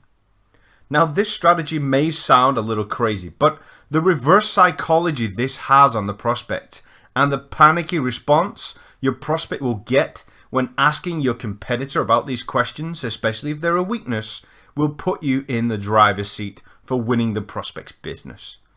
I would actually go as far to say that 80% of your prospects won't even bother calling your competitors to ask these questions if you master the art of planting seeds of doubt in their heads about your competitors' offerings. Just remember, when you stay calm, cool, and professional, you demonstrate an air of confidence to your prospect about you and your solution. And confidence sells. The rebound technique. Another way of parking questions is by using what I like to call the rebound technique, which is a well-known questioning technique that's been around for years. Also known as the porcupine, hot potato, or reverse, the rebound is a valuable questioning technique you can use as a sidekick to your open-ended questions. The basic concept is to answer questions with questions. By using this questioning technique, you can keep rebounding the spotlight off yourself and back over to your prospect. It's also great for buying you some time to think about an answer, for getting clarification on things, and for when you're trying to get commitment. A classic example would be if somebody asks you a clear buying signal such as, "Do you have a blue phone cover in stock?" To which you would reply, "Would you like that to be in a dark blue or a light blue?" The idea with the above example is that the prospect has now committed to a specific product and is closed. I often find that salespeople both abuse and misuse this technique, and I would like to help you avoid doing the same. Using the rebound technique as a closing technique should only be done when the timing is right. It's not going to work very well if you sell expensive solutions and try closing too early. If you were in the closing stages of the sales process when selling a new car and the prospect asked if the alloy wheels as shown on the display model are included in the price, you could say, "If I can add the alloy wheels to the deal, are you happy to go ahead today?" However, if you use the same technique with someone who had just walked into your showroom for the first time and asked the same question, they would most likely laugh at you. I've also heard some people make absolute fools of themselves by responding with ridiculously obvious rebound questions too. I once witnessed a member of my own team receive a call from a new prospect who asked if the currency choices on the website were in US dollars or Australian dollars. The salesperson tried to use a rebound question by asking what currency the prospect would like them to be in, which was obviously not a choice. Thankfully, the prospect responded by laughing and saying it would be nice to have that choice and asked again for the answer. The most powerful time to use the rebound technique is when you need to gain further clarification into why your prospect is asking a specific question. Now, many of your prospects will likely be too polite to get straight to the point about certain topics, so they will ask you a question that tiptoes around the issue. For example, if my wife needs me to pick up the kids on one of her scheduled pickup days because her boss or one of her colleagues ask if she can swap shifts, I always get the same text message asking how my schedule looks on that particular day. What she really wants to ask is if I can pick up the kids on that day. But to get to this point, I always need to respond with a rebound question, which is typically, "What makes you ask, my dear?" It's not always this easy to spot when a prospect is not asking you what they really want to ask, but I find if you practice using the "what makes you ask" rebound question enough, you'll become more comfortable and skilled in using the technique itself. You should avoid overusing the rebound technique though. If you do it several times in the same conversation, it will become evident and irritating to your prospect and lose its effectiveness. I've used the technique so much on my wife that it rarely works anymore, and she has become better at using it than me. This is probably one of the best and most efficient questioning techniques around. You too should consider practicing at home on your family and friends and test how well it works for you. How to spot buying signals. Knowing how to spot a buying signal is crucial when you work in sales. Your ability to detect them can be the difference between closing a quick sale or losing the sale altogether. In my experience, and to be brutally honest, most salespeople have no idea what a buying signal is. If you do not know how to spot a buying signal, you'll miss opportunities to close sales. Alternatively, if you misidentify a non-buying signal for a buying signal, you could lose the sale altogether by trying to close the deal too early and frightening off your prospect. A buying signal is a verbal or non-verbal sign your prospect sends which indicates they might be ready to buy your solution. When I ask my other clients and students for an example of a buying signal, they always come up with the same one. They say that when a prospect asks about the cost of your solution, it's a strong buying signal. Sadly, this is fairly inaccurate. There's a thin line between signals that say, I'm ready to buy, and those that say, I'm interested, or I might be interested. When a prospect asks about the cost of your solution, it's usually just a signal of interest. Think about it. Unless you're a wealthy person, a very wealthy person, you always need to know the cost of something before you consider buying it, right? A real buying signal usually comes in the form of a question from your prospect which positions them as the owner or user of your solution. For example, if you sell furniture and someone inquires about delivery times, that is a buying signal. If they were not interested in buying, they would not be asking about delivery, right? If you sell mobile phones and someone emails to inquire if you have a specific model in stock, that too is a strong buying signal. In both of those scenarios, the prospect has already decided in their mind that they are going to buy your solution. You know this because the questions they asked are only relevant if they owned the solution. Another classic example of a buying signal is when a prospect asks something about the terms and conditions of an agreement. If your prospect asks about terms in a contract, it's time to start closing. Naturally, you may want to use the rebound technique to ensure they have no objections about the topic in question, but if not, you should waste no time moving forward. If a prospect calls you back and starts a conversation by saying, I just had one last question, what your prospect is really saying is they just have one last question before going ahead. In my experience, prospects who come back to you are usually ready to go ahead, especially if they're using lines like that one. When a prospect asks about how long it takes to get started with your solution or what date you can start the work, this too is a major buying signal. So questions about delivery, start dates or completion dates are all buying signals. Another great one is when prospects ask about additional costs. They may ask about expenses for delivery or the added cost of renewal, upgrades or other services. When asking these questions, prospects are picturing themselves as the owner or user of your solution and have therefore already mentally bought what you're selling. One of the most obvious buying signals is when your prospect asks about payment methods. They may ask if you accept credit cards or if you offer finance options.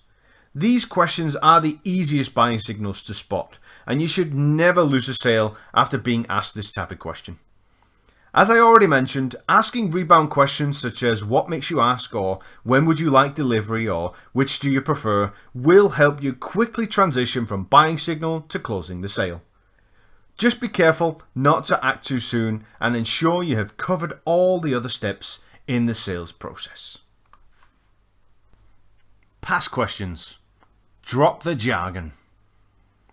Another unconscious habit I've become aware of over the years is the increased usage of company jargon and industry buzzwords. It's easy to take for granted what you know, and it can cost you dearly. If you talk to your prospect like they have the same level of knowledge as you do, you risk making them feel stupid. You can also make your prospects feel inadequate and uncomfortable when you ask them what I like to call past questions. These questions could include the jargon or buzzwords I'm talking about, but they could also be questions your prospect can't answer for other reasons as well. I find this happens with salespeople who sell technical products such as software, hosting services, or medical equipment and such things.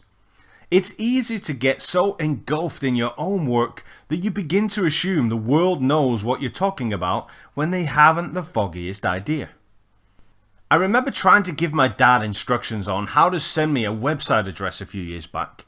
I asked him to send me the URL so I could take a look. I was rather taken aback when he asked me what a URL was, especially given he'd been using a computer for almost 2 decades. Some prospects will feel you have the upper hand if you know they have little or no knowledge of the solution they're interested in, so they may try to sound savvier than they actually are. These prospects can easily trick you into using jargon, buzzwords, or past questions. I used to try and talk about computers like I was an expert when I was a young teenager. My Uncle Brian used to build them, so he taught me a thing or two. I remember going into a computer shop once and asking the shop assistant about the new PC I saw on offer in the newspaper. I told him my old one was getting a little slow and noisy and I wanted something more powerful. I felt in complete control of that conversation until he asked me what kind of processor I had in the current machine. I didn't have a clue, which made me feel stupid and vulnerable. Needless to say, I said I would take a look around and get back to him. Just because your prospects show an interest in or maybe even already own something doesn't mean they know everything about it. Think of how many people own a car but don't have any idea about what engine they've got in it. I speak from lots of experience when I tell you that 9 out of 10 people will never raise their hands to ask for clarification on something they don't understand. I've seen this in sales dialogues with prospects, and I've tested it with people in a live audience when I'm giving a presentation too. It's easy to tell if people need clarification in a face-to-face environment, but it's impossible when you're selling over the phone, so be cautious. Next time you're qualifying a new prospect, be sure to simplify your questions and avoid using technical terms or industry buzzwords. A prospect will never feel insulted if you ask them how much they know about something before discussing the topic, but they will disengage with you if you make them feel stupid and vulnerable. Carrying bad karma. One of the worst mistakes you can make in sales is to carry bad karma. Working in sales includes a lot of stress and rejection, and it's easy to let it get the best of you. It can start off with just one bad call that can quickly turn into a deep, dark, and lonely place. Carrying bad karma, taking rejection personally, and allowing the pressure of sales to get to you is what can quickly bring you from being at the top of your game one day to being the bottom the next. Bad karma is what kills confidence, and confidence is the number one ingredient you need to succeed in sales or any other profession. We've all seen plenty of examples of some of the world's top athletes going from hero to zero in a short space of time. I see this with salespeople all the time. They can be pumped up and confident one minute and wallowing in self-doubt the next. You'll have to deal with feelings of insecurity and self-doubt at some point in your career in sales, but what will separate you from the rest is how you fight back from it. I challenge you to always remind yourself that you never become bad at what you do overnight. Every day, you are a day better than yesterday. The only thing that changes is your mindset. I was so aggressive when I was a young and inexperienced sales rookie. I used to cold call like an animal. I didn't take rejection personally. I didn't care about it at all. I would just keep plowing through my calls like a bull. But unsurprisingly, I became tired and eventually started to slow down. It was only then when the constant rejection and my lack of results became clear. I realized I was carrying bad karma.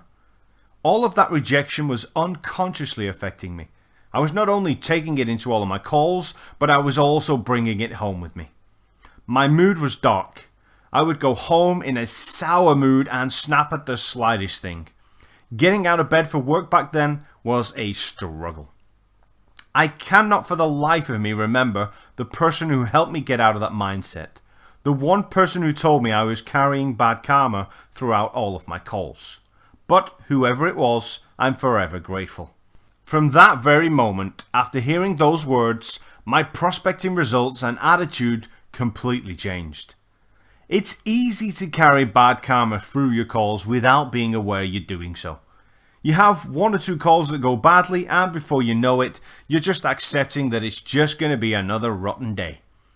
The reality is that if you were aware of bad karma, your bad day would have stopped after your first bad call.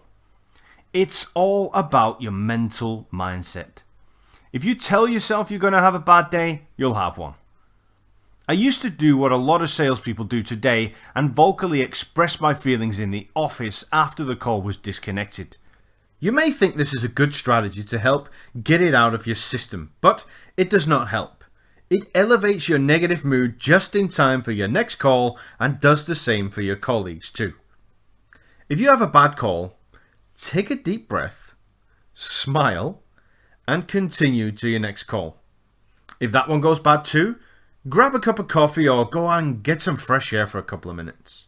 Most importantly though, you must put yourself into a peak state before your calls. Maybe you like to get pumped up before you start calling, or maybe you like to relax. Whatever you prefer, spend just a couple of minutes helping yourself get into that state before you start dialing by listening to music, reading, or just sitting in silence. The more consciously aware you become of your mindset, the more control you'll have over it and the less stress you'll create for yourself. The 1 to 10 questioning technique.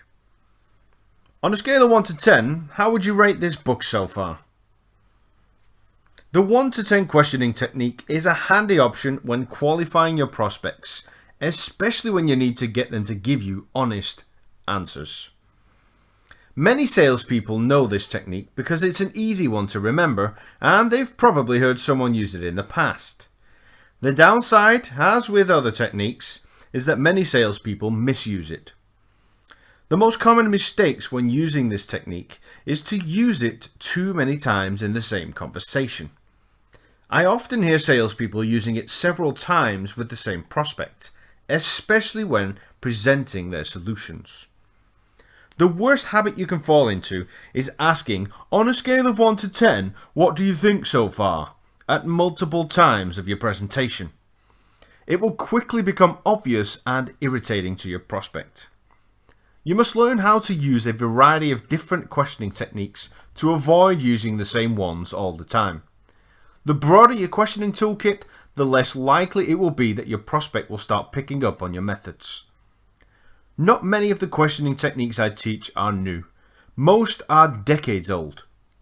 What I've discovered though is that many of the techniques become much more powerful when used in the right way at the right time.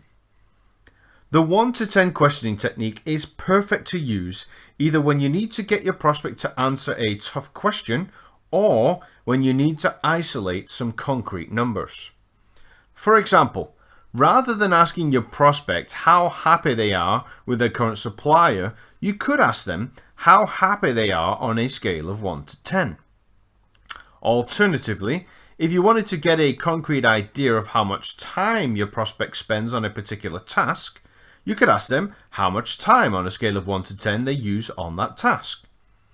Then you can convert the answer into a percentage. That's useful because 20% of someone's time sounds a lot more severe than a 2 out of 10.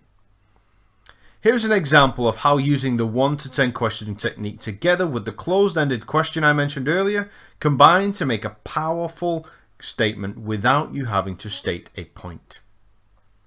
You could ask, on a scale of 1 to 10, with 10 being all and 1 being none, how much time are you spending on this task at the moment? Let's say the prospect responds by saying, I would say maybe a 3 or 4 out of 10. And then you respond in a shocked tone, so you're saying that you spend 30 to 40% of your time on this task alone? It's a notable example of how much more powerful a technique becomes when used at the right time and in combination with another technique. Once again, I will urge you though to put time aside to write down a couple of variations of this technique for your business and then test them live with your prospects to see which one works best. The no way out technique. Another classic useful questioning technique is what I like to call the no way out technique. I learnt this one years ago from Tom Hopkins, who calls it the alternate advance. It's perfect for locking prospects into selecting one of two options and for avoiding classic responses to your questions such as no, I'll call you back, I'll need to get back to you on that one, I'm not sure yet, we need more time to think it over. Now you could try asking more open-ended questions to avoid these responses, but sometimes you need to be more direct to help your prospects make decisions and speed up the sales process. Let's say I was trying to sell a solution to help get traffic to someone's website. I might typically ask a question like, I can see you using search engine marketing, so I was wondering if you needed any help getting more traffic to your website. This approach may sound okay, but it gives the prospects the option to shoot me down with a no thanks, goodbye response. But with a slight shift in my approach, I could instead ask, I can see you using search engine marketing and just wanted to ask if getting traffic to your website is your key focus, or is converting that traffic into leads more important for you? What I've done here is lock the prospect down to choosing one of two options to avoid the no thanks, goodbye response. You'll also find that even if none of the two options you present are relevant, your prospect will tell you what is important simply due to the way you frame the question. The most classic use of this technique is to lock your prospect into a date for a meeting or a follow-up call. I constantly hear salespeople asking suicidal questions such as, when can I call you back? Or can I give you a call back next week? When you want a commitment from your prospect, you must take it with a firm hand.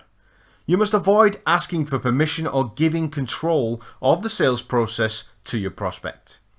Instead, try asking something like, does later this week work for you, or is it best we speak again early next week? You must not doubt the outcome you want. You need to assume it's happening and your prospect will follow.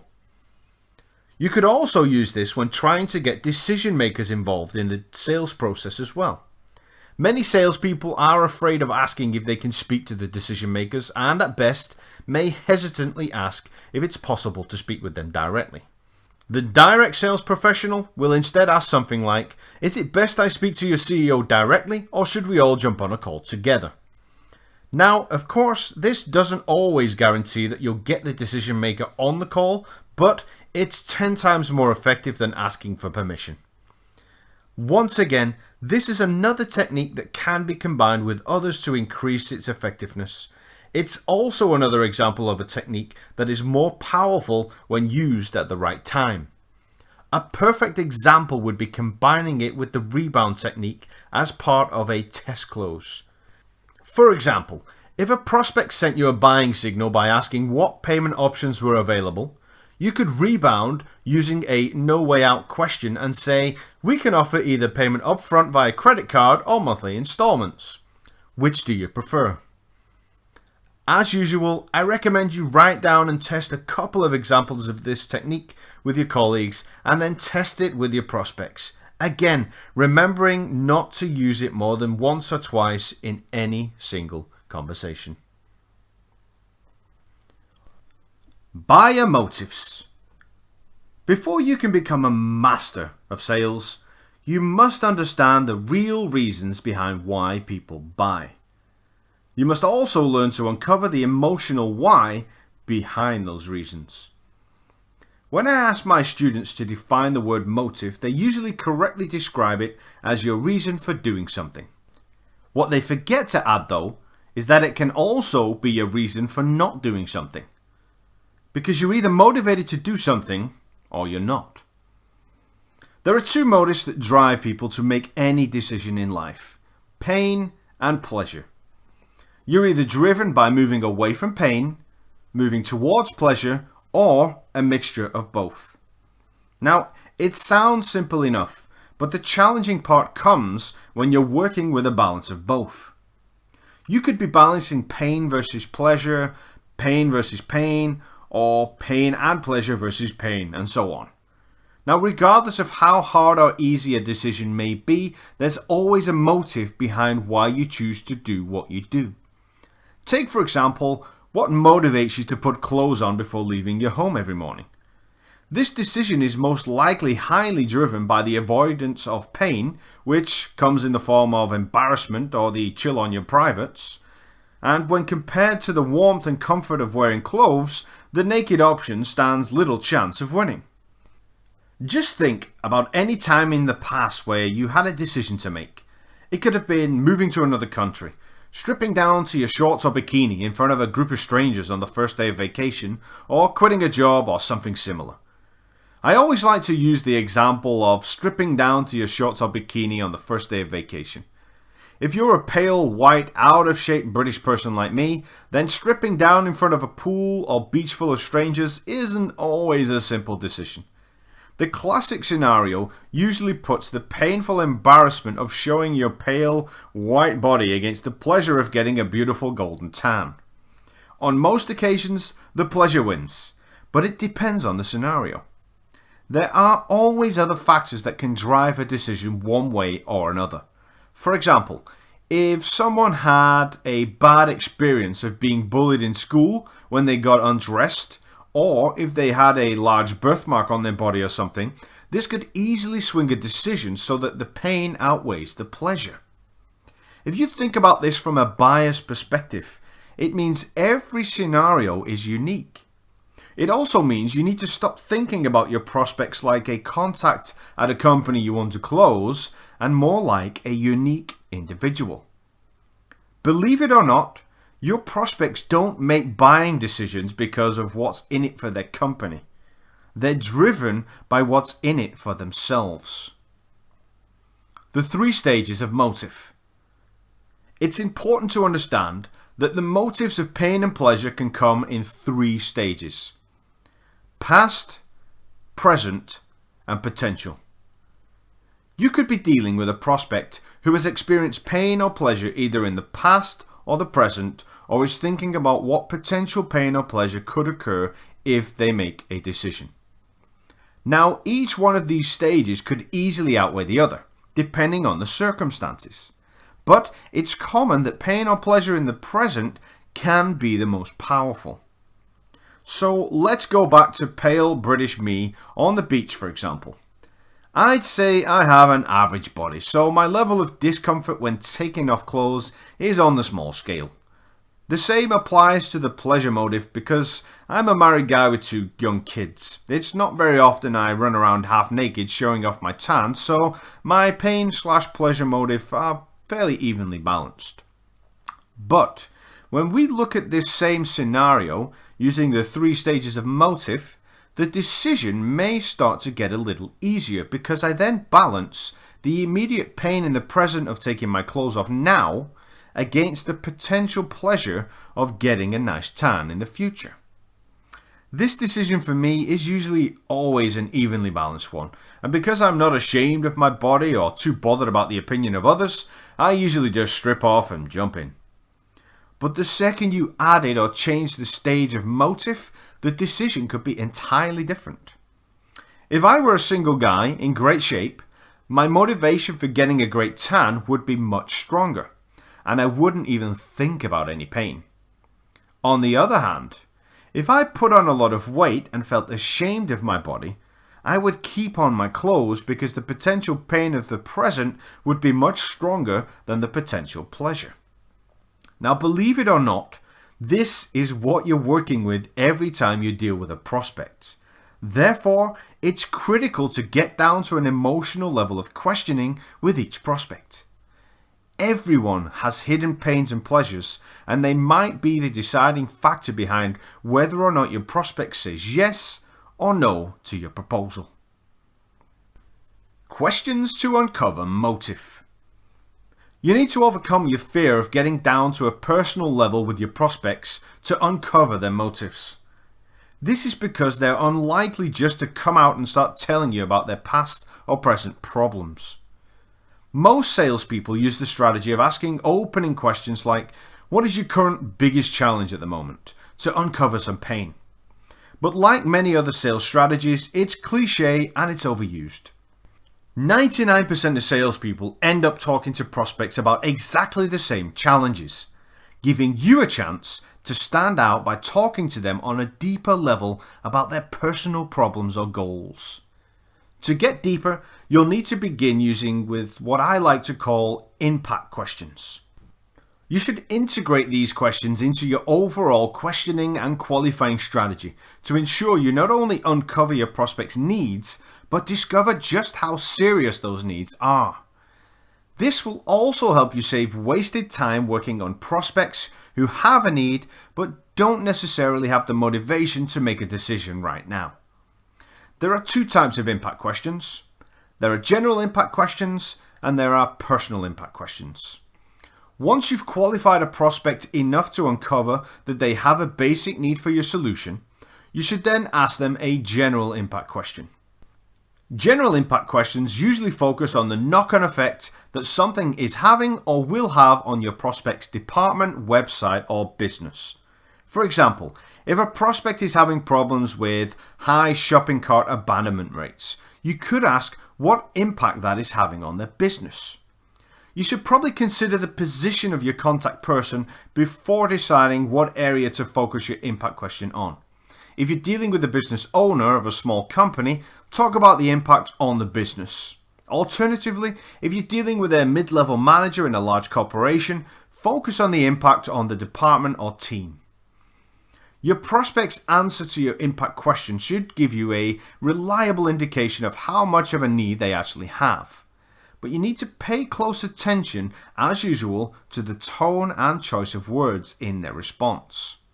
If you sense urgency, remember to use closed-ended questions to highlight the pain or pleasure at stake before proceeding onto a personal impact question. By asking your prospect what impact the particular problem or potential pleasure could have on them personally in their role, you'll potentially take your conversation to an emotional level. If you're dealing with a prospect who has a real need, maybe you'll discover that they work 60-hour weeks for a boss who breathes down their neck all day, or maybe they're seeking a promotion and your solution could help them. I also find that if you're talking about pain, this can be the perfect time to ask, what happens if this problem continues? You then need to shut up, let this question sink in, and wait silently for your prospect's response, no matter how long it takes. If you have a prospect with a deep emotional need, you're no longer talking about offering a solution to make their company's life easier or make their boss richer. You're talking to them on a personal level about improving their life. This is what will make you stand out from other salespeople, and this is what will have your contact person pushing your solution so hard you'd think they were the ones getting the commission from the sale. There are so many people stuck in jobs that they hate, and you'll never motivate them to invest in your solution if you do not tap into their personal motives. I guarantee you that if you start practicing and applying these impact questions, you'll instantly improve as a salesperson, and sales will also become a little more interesting for you in the long run. How to uncover decision processes, timelines, and stakeholders. Forecasting sales results accurately is every sales manager's nightmare. I sat down with one of my clients a short while back who was new to the sales management role in his company. He had asked specifically for help in sales forecasting. We sat together for 3 hours and I shared my recipe for sales forecasting based on my experience as a sales leader, which consisted of the following. Number 1, tracking the past historical data. Number 2, understanding how each team member typically forecasted. Number 3, looking at how the individual performed in the previous month. Number 4, reviewing the age of the opportunities in the forecast. Number 5, considering how consistent each team member usually was. And I topped this all off by insisting he bear in mind that most salespeople commonly overestimate, so he should deduct 20% of his overall forecast once he had done the math, or maybe I should call it science. By the end of the session, my client appeared to need a stiff drink. Now, my strategy for accurate forecasting for his team would have been different had he been in this scenario where he could actually change his CRM platform and the processes involved. But As with most sales managers, he didn't have that luxury. Forecasting can be one of the most frustrating and stressful parts of working in sales. It's often like science to try and estimate if a deal is coming in at all, let alone to allocate a time on when it might come in. The reason for this is that 99% of salespeople fall short when it comes to uncovering the decision-making processes inside of their prospects' companies. Some salespeople are afraid to ask. Some ask in bizarre, uncomfortable ways, and others are too lazy. Without knowing what the decision process looks like at your prospect's company, it's impossible to estimate when they will close, what hurdles or objections you can expect, or what concrete next steps you should start preparing for and agreeing on with your prospects. Thankfully, I've formulated a strategy for uncovering this vital information so you can start getting better control of your sales pipelines without even mentioning the word decision. Firstly, you must stop waiting until the end of the sales process to uncover the decision processes. It's like an unspoken rule that the discussion about decision processes, timing, and stakeholders comes at the end of the sales process, which is a big mistake. When you ask your prospect about the decision-making processes after you have presented your solution and costs, they know what you're doing. This strategy often results in evasive and sometimes misleading answers from your prospect, as they would rather avoid dealing with the awkward situation. It's no wonder most salespeople feel uncomfortable asking questions about the decision. It's a lose-lose situation. You know why you're asking, and your prospect knows too. Asking at the end of the call or process also ruins a strategy I will give you later in this chapter for setting concrete next steps at the end of the call.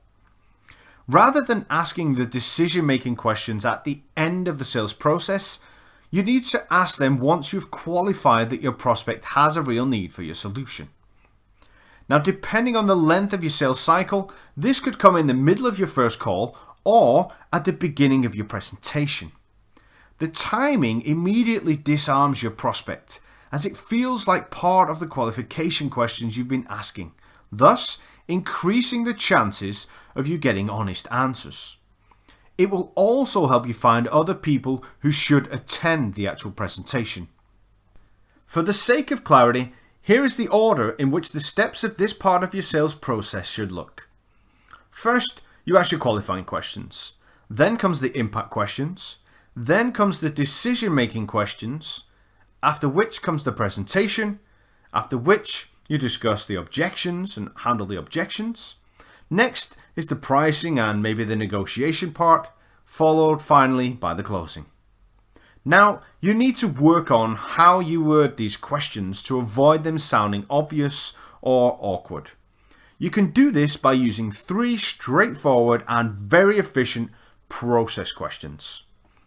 I often hear salespeople ask questions such as, who else is involved in making the final decision, and how long will the decision take, to try to uncover the decision-making process. Now, these questions are not only blatantly obvious, but also potentially fail to reveal other vital information about the decision-making process too. The first process question you should ask instead is, what does the internal process look like inside of your company for investing in a solution like this? You can word the question in a variety of other ways to match your scenario, as in this example. If you like what I show you today, what does the internal process look like inside of your company for investing in a solution like this? It's up to you. You mix it up as you like. This initial process question is designed to be broad and will hopefully have your prospect give you a detailed response about any usual and unusual steps in their decision process. You may also discover from their response that they are not familiar with the actual process. Now, this could be a sign that they either lack authority, are new to the company, or have never invested in a solution like yours before. If you've come across specific processes within your industry, this would be a good time to maybe mention them. For instance, if the terms and conditions of your agreement always end up being quizzed and amended by legal teams, double check to see if you can expect this with your prospect. As soon as you've received and jotted down the details of the response, move on to the next process question, which is, and who else, apart from yourself, is involved in that process? No matter how far down the decision-making chain your contact is, it would be stupid at this stage to make them feel worthless. By simply using the words, who else apart from yourself, you'll ensure they still feel like a valuable part of the process. You've now hopefully got the names of everyone else who needs to be involved in the final decision and what part they will play. Again, I recommend you bring up any people or departments that are usually involved if your contact person does not mention them, especially if you're selling high-value solutions to large corporations. Missing a minor detail like the quarterly board meeting that needs to take place before sign-off could result in a radically different timeline. Once you've uncovered the internal decision process and parties involved, all that's left to discover is the timeline by asking, and how long does this process typically take? Asking these 3 simple process questions will ensure you get all of the decision-making information needed to help you gain complete control over your sales pipeline and forecast your results with pinpoint accuracy. Your closing statement. Once you've qualified the needs of your prospects, uncovered the decision-making processes, and hopefully found a strong motive, you'll be in a position to get a commitment on the next steps. Whether your aim is to book a second call, schedule a meeting, or close the sale, you must show no hesitation when the time is right. In my experience, this is the stage of the call where most salespeople fall short. If you fail to prepare what to say at the end of your calls, you may as well not pick up the phone in the first place. When the time is right, you need to ask for commitment, and this is what I call your closing statement. Just like your opening statement, a closing statement needs to be short, direct, and focused on the benefits and outcomes on offer to your prospect. For example, if I have a prospect who can save time, e.g. the benefit, which they can use to chase their desired promotion, the outcome, and I want them to commit to a final presentation, my closing statement may sound like the following. Mr. Prospect, thanks for answering all of my questions today. I know it can feel like an interview sometimes, but it's important for me to make sure that you actually have a need for what we offer, which seems to be the case. So if I can show you how our solution can help you save up to 40% of your time so you can focus that time working towards that promotion you were talking about, is that something you'd be interested in looking at further? As usual, I will then apply sales silence and be quiet until the prospect responds, because he who speaks first loses. If you ask for any form of commitment and then interrupt your prospect before they answer, you'll potentially miss the opportunity and may never get it again. If there are 2 things I can teach you about closing, it's that silence is golden and that if you don't ask, you won't get. Concrete next steps. In my experience, most sales calls end with an agreement between the buyer and seller that one will send the other an email. Either the salesperson will email more information to the prospects, or the prospect will email or get back in touch with the salesperson. The salesperson will usually then either spend weeks trying to get back in contact with the prospect, or sit patiently wondering when they will hear from the prospect again. This is usually when the sales process dies. It's critical in sales to have both call structure and call control. And far too many salespeople worry about appearing to be pushy when asking for commitment on the next steps, and it results in the prospect taking complete control over what happens next and when. If this sounds familiar to you, it's time to take back that control. You need to stop asking weak questions such as, when is best I call you back? And start telling your prospect when you'll be calling them. You need to boss this part of the call if you want to stay in control of the sales process. You'll only succeed here if you're assertive. If you've done your job thoroughly enough, then dictating the next steps should be easy. I mentioned previously about an additional advantage of uncovering decision processes earlier in your calls, and this is where that benefit applies. If you've asked about how the decision process works, your prospects should have already told you most of the next steps. So all you need to do now is repeat those steps back to your prospect and add the rest. So an example might sound like this. So I guess the next steps then are that I'll send you an official proposal later today with a breakdown of the investment required. You'll then present that to your manager for approval in your weekly meeting on Monday. And providing you get the green light, the proposal needs to go via your legal team, which you said typically takes around 3 days. Does that sound about right? Assuming I get confirmation on this, I will then tell the prospect that I will call them on Tuesday of the following week to hopefully discuss start dates and onboarding. By asking the decision process questions earlier, you get valuable information from your prospects, which you use to your advantage to confirm concrete next steps, ensuring that you keep control of the sales process without having to be too bossy. Purposeful mistakes. Another great technique to use in the latter stages of the sales process is to make a purposeful mistake. I discovered this technique by accident, actually, by occasionally making mistakes when confirming details back to my prospects. I noticed that sometimes the prospect would correct me quickly, whereas other times they would just go along with the incorrect information. The purposeful mistake technique can be a terrific way to either test close if your prospect is ready to proceed with the sale, or to check if they're misleading you. The idea is to make an error about part of the details your prospect has provided you when repeating it back to them to see if they correct you. For example, if you sense your prospect is trying to postpone making a decision, you could repeat back everything they told you about what happens next and make 1 or 2 mistakes.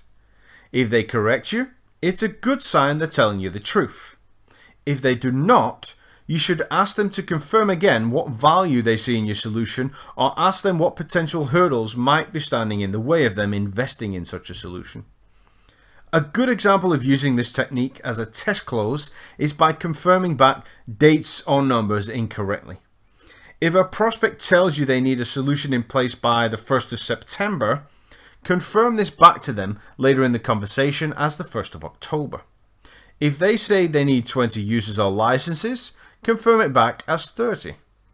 The ideal outcome of making these purposeful mistakes is that you take the prospect from a mindset of considering your solution to wanting it. Because if you can take a prospect from requesting a quote for 20 licenses to correcting you by saying they want 20 licenses, it's a powerful psychological effect. Another excellent example is to make a purposeful mistake in your official proposal for a client. I again discovered this one by making an accidental mistake once or twice and having to call the prospect back to apologize. Making an error in a proposal gives you a great reason to call your prospect back before the agreed date, and again has a powerful psychological effect that often creates more urgency in getting the contract signed. An example error could be something like an added feature or number of licenses included, or even the price. There are some rules you should apply when doing this to protect yourself and, of course, to avoid being unfair to your prospects. Number 1, you should ensure you can honor the mistake you make. And number 2, you should ensure your proposal is valid for a limited period of time. Personally, I only ever used this technique on prospects who were quite obviously not being honest and upfront with me, or ones that were playing me off against the competition. By calling and apologizing for the mistake, you'll often come across prospects who will point out that your proposal is legally binding. And this is where you confirm they're correct and remind them that the proposal is only valid for a specific number of days. And if this does not create urgency, nothing will. Following up. Following up is another one of those topics where no magic answer works for everyone. To make it even more complicated, knowing when to follow up with a prospect isn't even something you can work out based on mathematics either. You should decide on when to follow up with your prospect based on the answers to the following 3 questions. A. How far into the sales cycle are you? B. How qualified is the prospect? And C. Are there any competitors involved? For example, if you work with an average sales cycle of 30 days and you have an opportunity that has been open for 20 days, you should look at how far in the sales process you have come. If you've only had one call with the prospect and have not yet reached the presentation stage or sent out a proposal, it's probably a good sign that you need to follow up today. I always recommend looking at the age of your sales opportunities when reviewing your sales pipelines. I used to teach my team members to ask themselves if there was a good reason for why certain opportunities had exceeded the average time it usually took to progress a sale. I taught them that if they could not come up with a good reason for themselves, to get on the phone and to ask the prospect. You'll also find that you'll need to shorten the frequency of your follow-ups when your competition is involved, because you can be damn sure your competitor will be doing the same. You'll find that prospects who are speaking to multiple vendors make decisions faster for 2 reasons. 1. If your prospect has taken the time to find your competitors, they've taken the time to research your solutions too. A well-educated prospect will often always make a faster decision. You can try to get confirmation of this fact by asking your prospect about how long they've been looking for a solution. And 2. If 2 or more salespeople are chasing the same opportunity, you can be sure your prospect will want to get the sales process over and done with as soon as possible. Shopping around for the best price or product can be a draining and time-consuming process. And the more salespeople involved, the more follow-up calls the prospect is going to be receiving. There's a delicate balance between being a pushy salesperson who loses the opportunity by calling too often and being one who loses the sale by being too nice. The better you qualify your prospect and the more consistent you become in uncovering the decision-making processes, the easier it will be to decide when to follow up. The buying zone. Timing is everything in sales. You can call a prospect one week and they will put the phone down on you, and you can call them the next and you'll close a sale. One of the reasons for this is that situations change. Maybe your prospect did not need your solution last week, but this week they read an article or saw an event that convinced them they did. If you've worked in sales for any length of time, I'm sure you or someone in your team have made a sale to a prospect that one of your colleagues had been calling for months without success. More often than not, this comes down to the timing rather than the ability of the salesperson. You'll also come across prospects who sound red hot when you first speak to them and cold as ice or impossible to reach the next. The buying zone is a term I use to describe a period in which your prospects are in a psychological state of mind where they're ready to invest in your solution. But this zone does not last forever. It can last for days, hours, or even just a matter of minutes. If you sell low-price solutions, it's likely that your prospect can make a decision the same day. But if you fail to capitalize on this and take too long to follow up, they will either buy from your competitor or decide not to buy at all. To give you an example, I walked into a sports store a couple of months back to buy a new pair of football boots. I knew what make, model and size I wanted because I'd seen them on the internet, but I wanted to ensure the fit was comfortable. The service I received was so slow that I walked out without the boots and ended up buying a completely different pair from another store a few weeks later. I can also remember times in the past where I ended up not buying anything at all due to the salesperson being poor at the job. It's happened multiple times. I've sold multiple solutions to thousands of companies around the world and can tell you from experience that if you give your prospects too much breathing room, they will always convince themselves why they should not invest in your solution. When you reach the point in the sales process where your prospect is in the buying zone, you must complete the transaction before that time zone expires. You can discover if your prospect is in the buying zone by asking how they heard about you, listening for early buying signals, and asking how long they've been looking for a solution. Prospects in the buying zone will often try and rush you through the sales process, send you lots of buying signals, and will often come from specific sources such as customer referrals or paid marketing. I will again stress to you though, the importance of never letting a prospect rush you through the sales process. But I will also warn you that prospects in the buying zone are like an endangered species. When they're gone, they're gone. Contact roles. One of the most expensive mistakes you can make in sales is not to involve the key decision makers until the end of the sales process. If you take a contact with little influence in the final decision all the way through the sales process, you end up relying on them to sell your solution for you internally. To avoid this mistake, you must do 3 things. 1. Always collect or ask for the job title of your contact. 2. Always ask your contact who else is involved in the decision. 3. Get those people involved in the sales process before delivering your final presentation. There are typically 5 common roles that your contact will play. However, this will depend on the size and complexity of the company where they work. The first one is the information collector. The information collector typically plays a minimal role in the final decision. They're often assistants, juniors, or inexperienced employees who've been given a task by an influencer or decision maker to collect information about a particular solution and compile a list of suppliers along with their features and pricing. The information collector can and will cost you a lot of lost sales if you fail to identify them early in the sales process. It's at this stage you should use them to collect intel on the company, project, and most importantly, on the other people involved in the final decision. You must also handle them with care in order to not make them feel like you're pushing them out of the way. Because although they may not control the decision much, they can influence what suppliers end up on the final list for consideration. An information collector is usually easy to spot.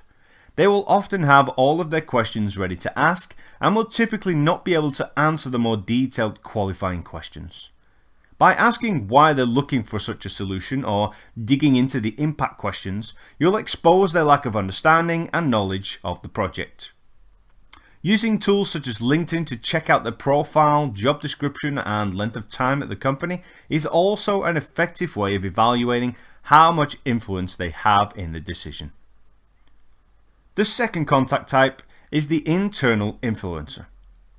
Also known as the inside or internal champion, the internal influencer is the most common contact you'll deal with, especially if you work in business-to-business sales. The internal influencer does not always play a big part in the final decision, but they can play a vital role in helping you win the sale. An internal influencer is often a trusted employee, such as a manager or department head, but there can also be employees who are not in the management role, such as a person with knowledge of working with a solution like what you're offering. The internal influencer will more often than not be able to answer most, if not all, of your qualifying questions. They will have more of a detailed insight into the project and the company's goals, giving you the advantage of qualifying the opportunity thoroughly. Just as with the information collector, you must be careful not to make the internal influencer feel offended when you try to bring in decision makers into the sales process. Unlike the information collector, the influencer can influence the final decision a lot, even if they don't have the last word. The next contact type is the external influencer. An external influencer is someone who represents your prospect but is not an employee of their company. The most common examples you'll come across will be agencies and consultants. A large company may outsource purchases to an external influencer to save time and cut costs, whereas a small to medium-sized business may do it due to lack of resources. The number of businesses outsourcing work to external influencers has been on the rise for many years now, so it's important you learn how to work with this kind of contact and use them to your advantage. If you come across a prospect who works through an agency or a consultant, it's essential that you gain an understanding of the role they play. It's also important to build a healthy relationship with them, as they can often also introduce you to their other prospects. Just like the internal employee, the external influencer is often a trusted advisor. They might be paid to test products or conduct market research on suppliers of services. They could be a long-term supplier or could be hired because of their expertise in a specific field. Either way, if they're paid to do a job, they must be trusted and respected by the company hiring them. It would be wrong to assume that every agency or consultant is an influencer, because some are nothing more than information collectors. You'll find that agencies or consultants who are paid to conduct research will be more than happy to pass on the details of the decision makers once they have done their work, whereas others may rely on a commission once the purchase is complete. External influencers can either feel like a brilliant help or a complete roadblock. There have been times where I've made the right choice in cutting out the middleman, and others where it's been a big mistake. The recommendation from my experience is to get to know exactly how the external influencer works. You need to know if the client pays them on a monthly retainer or if they get paid on a project-by-project basis. I also found that if you have or can create a reseller or partnership program that incentivizes the external influencer when the prospect chooses your solution, it can help quite a lot. The next contact role is someone who is part of the decision-making team.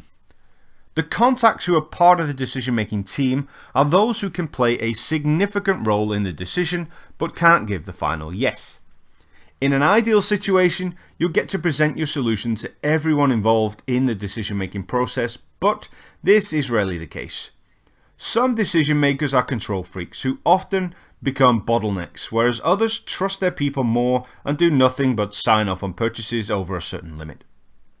You should always treat every member of the decision-making team the same as you would treat the final decision maker, because they can often sign the paperwork without further approval. And the fifth and final contact role is, of course, the final decision maker. The final decision maker could be company CEO, managing director, financial director, or it could even be a board of directors who meet once a quarter to make a batch of decisions. As I mentioned earlier, the final decision maker may not know anything about the solution and may not look at anything other than the investment needed. You'll find decision makers inside of larger organizations have less interest in the details than those within smaller businesses. This is why it's important to uncover the decision processes and stakeholders as early as possible in your conversations. If you discover that the final decision maker will review the purchase at some level of detail, then you need to make sure they attend the final presentation to influence them as much as possible. The better you become at asking about and uncovering the roles of your contact, the more transparent the sales process will become to you, and the more you will learn about how organizations work. ATD. When I used to work as a sales leader, my team members would know what to do when I respond to their questions or complaints by yelling the letters ATD back at them. They knew that somewhere they had missed an important piece of information that gave the answer or response to their question, because they knew that ATD stood for attention to detail.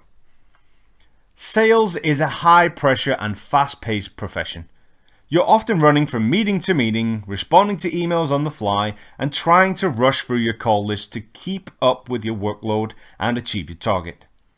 But when you rush, you can make mistakes and can miss the important detail that can cost a sale.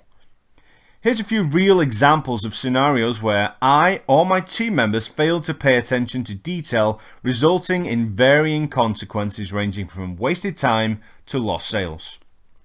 First one, I used to come into the office at 4 a.m. in the morning to call Australia from Europe earlier in my career, and I remember one week I found it absolutely impossible to reach people all week, only to find out that the time zones had changed in Australia the previous week, meaning everyone had already left for the day.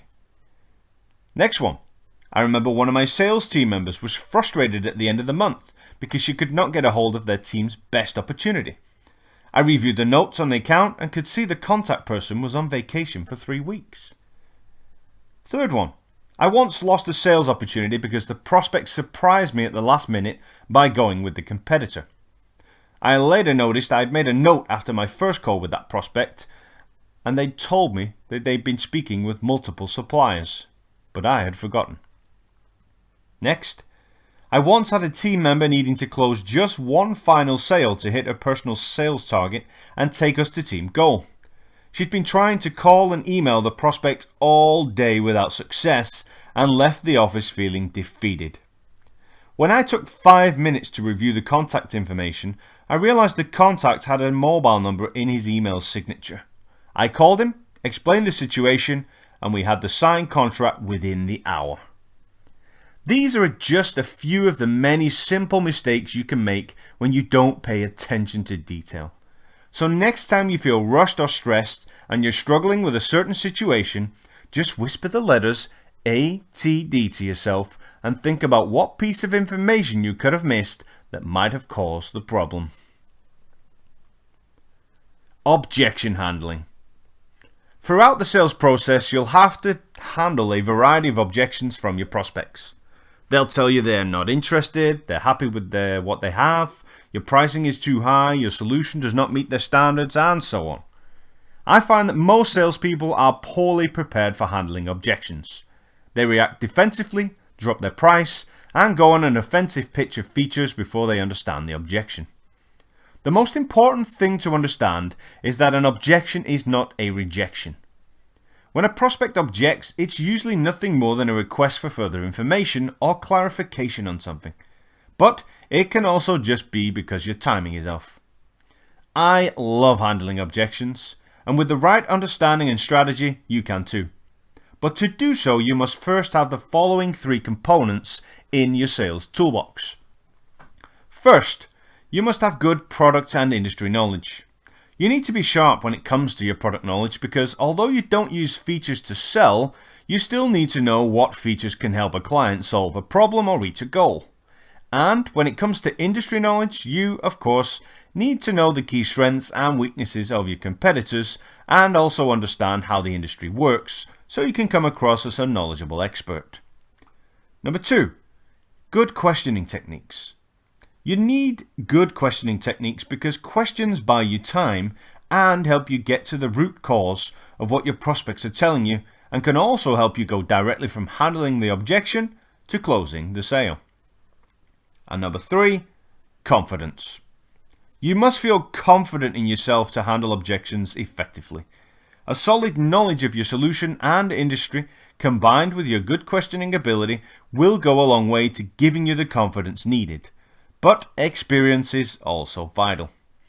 Luckily, you don't need to be a 15-year veteran in sales or objection handling to be confident at something, but you do need to have done it over and over and over again.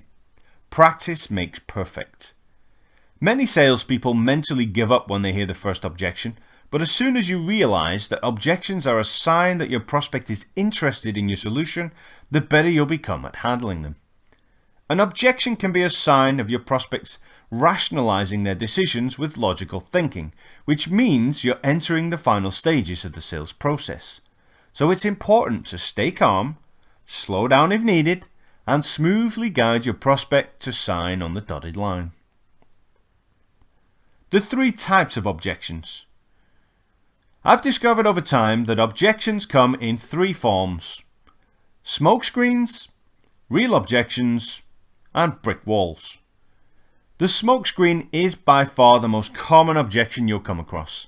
It's a false objection used to disguise the real one. An example of a smokescreen is when a prospect says your solution costs too much or when they tell you they're not interested. The best way to quickly judge if you're dealing with a smokescreen is to ask yourself if there's a reason behind the objection. For example, the reason behind a prospect saying your solution costs too much could be that they don't have the budget. It could also be that they don't see the value. The same goes for when a prospect tells you they're not interested. There could be a huge number of reasons behind this objection, ranging from them having had a bad day to having recently purchased another solution. You just don't know. When you fail to spot a smokescreen, you end up wasting a lot of time and energy trying to overcome the wrong objection without coming any closer to making the sale. Another classic example of a potential smokescreen is when a seemingly hot prospect starts nitpicking at the small details of your solution, such as the features and functionality. You may find that despite your suggested workarounds, the prospect just claims it's not sufficient and walks away from the deal. In reality, there was probably another reason for why they did not go ahead with your solution. The most significant objections you must overcome are the real ones. Thankfully, there are a small number of real objections compared to smokescreens. So, unless you offer a weak solution, you should be able to master overcoming all of them in a short space of time. When handling objections, it's important to pay particular attention to your prospect's tone. If they move fast and aggressive, you do the same. If they move slow and cautious, you move slow and cautious, remembering to speed up again when you've overcome the objection. Objections can relate to time, cost, service, features, and many other areas of your solution, which is why you need to master how to handle them accordingly, and why your product and market knowledge needs to be sharp. You'll also come across objections you cannot overcome. These are what I refer to as brick walls. An example of a brick wall objection would be if you worked in real estate and had a prospect who wanted to buy a house, but had no money and could not get credit from the bank. There would be very little you could do about this situation, and the likely outcome would be that the sale wouldn't happen. The best salespeople will always try to find workarounds to make a deal happen. However, it's important not to frustrate yourself with brick wall objections by trying too hard. You can try to find your way over, under, or around a brick wall objection, but do not waste your time and energy trying to break through it unless it's worth a substantial amount. If you come across a brick wall objection at the end of the sales process, it's very likely you failed to qualify your prospect efficiently. So, rather than getting frustrated with your prospect, learn from your lesson and move on. I witnessed a classic example of this a few months back when role-playing with a team of experienced salespeople for one of my clients. I knew the client offered a software solution that didn't work on Mac computers without having to install a Windows operating system. Now, for some companies, this workaround is no problem, but for most, it's a complete brick wall. Not one of the salespeople asked me about what computers my company worked with as part of their qualifying questions, and as a result, I hit them with the objection after 15 to 20 wasted minutes of the call, and there wasn't any reason to continue. I strongly recommend you write down as many of the common brick walls you know about that can kill a potential sale, and ensure you're raising these potential objections as part of your early qualifying questions with any new prospects. It can save you a lot of wasted time and frustration. The 6-step objection handling strategy. When prospects raise objections, it either means they're interested in buying or they're not interested in buying. Your job is to figure out which one quickly. Most salespeople have no strategy for handling objections. They panic, drop their price, get defensive, spit features, and lose the sale. I handled thousands of objections during my sales career and developed a natural instinct for separating the real ones from the smokescreens. This is mainly due to the masterful strategy I picked up very early in my career from the book How to Master the Art of Selling by Tom Hopkins. There are 6 fundamental steps to this objection handling strategy, and if you master them, you'll have the answer for every single objection your prospects throw at you, whether it relates to budget, features, or competitors. The first step is to listen to and digest the objection. A reactive response will get you in trouble. You must pay attention to the speed, tone, and words coming from the mouth of your prospect, and then be comfortable taking a moment to digest what was said and plan your response. If a prospect tells you they're interested in your solution but comments that it's rather expensive, your natural reaction may be to assume that price is then the issue. You may be tempted to ask your prospect for their budget or start discount hinting at this point. But this approach will put your prospect in complete control. If you listen carefully and digest what was said, you'll be surprised at how quickly you can pick up on certain signals telling you that price isn't the issue. Next, you must use the closed-ended questioning technique and repeat back or paraphrase what your prospect said. The purpose is to demonstrate excellent listening skills and give your prospect a chance to elaborate on the objection. You'll again need to apply a few moments of silence after repeating back the objection, especially if it doesn't make much sense. You'll also have to handle long-winded objections from some prospects.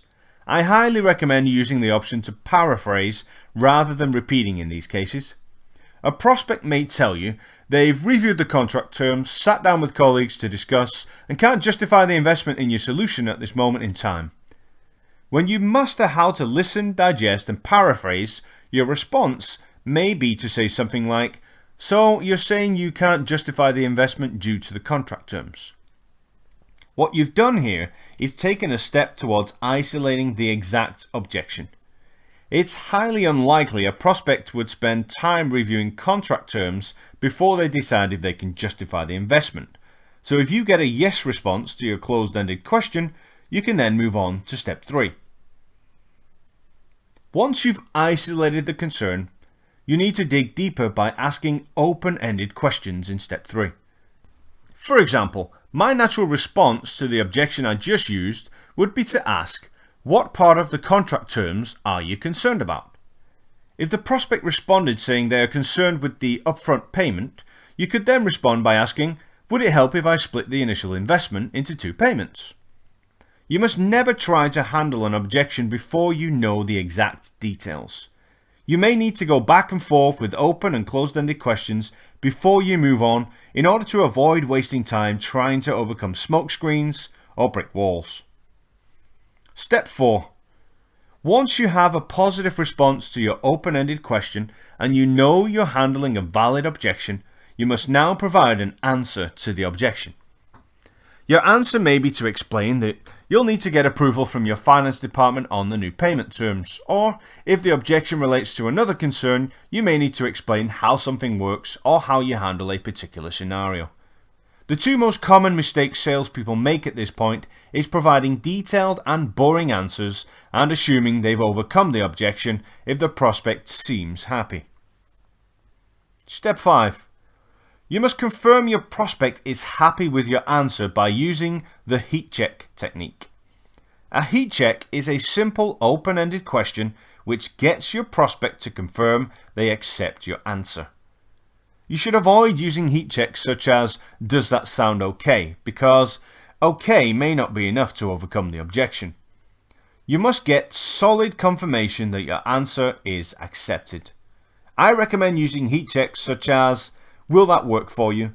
Does that erase your concern? Or is that a workable solution? Depending on the nature of the objection, you may be able to use a test clause and get the prospect to accept your answer and give you a commitment at the same time. For example, when your prospect says upfront payment is an issue and you confirm you can check with finance to get installments approved, this gives you the perfect opportunity to try asking, if I can get these new payment terms accepted, are you happy to go ahead? Alternatively, you could be a little less direct and ask the question such as, apart from the payment terms, was there anything else you had any concerns about? Once you have a positive response from your heat check, you must move on and talk about the next steps swiftly, which is step 6. You may find that using deflection tactics make the transition away from talking about an objection much easier. Changing the topic by asking your prospect if they've looked over or thought about something else such as their preferred start date, tariff or payment method is usually an efficient strategy. Dancing around the objection to try and reassure your prospect of the answer can also have the reverse effect. You risk raising suspicion that you're hiding something, so provide your answer, get acceptance and move on.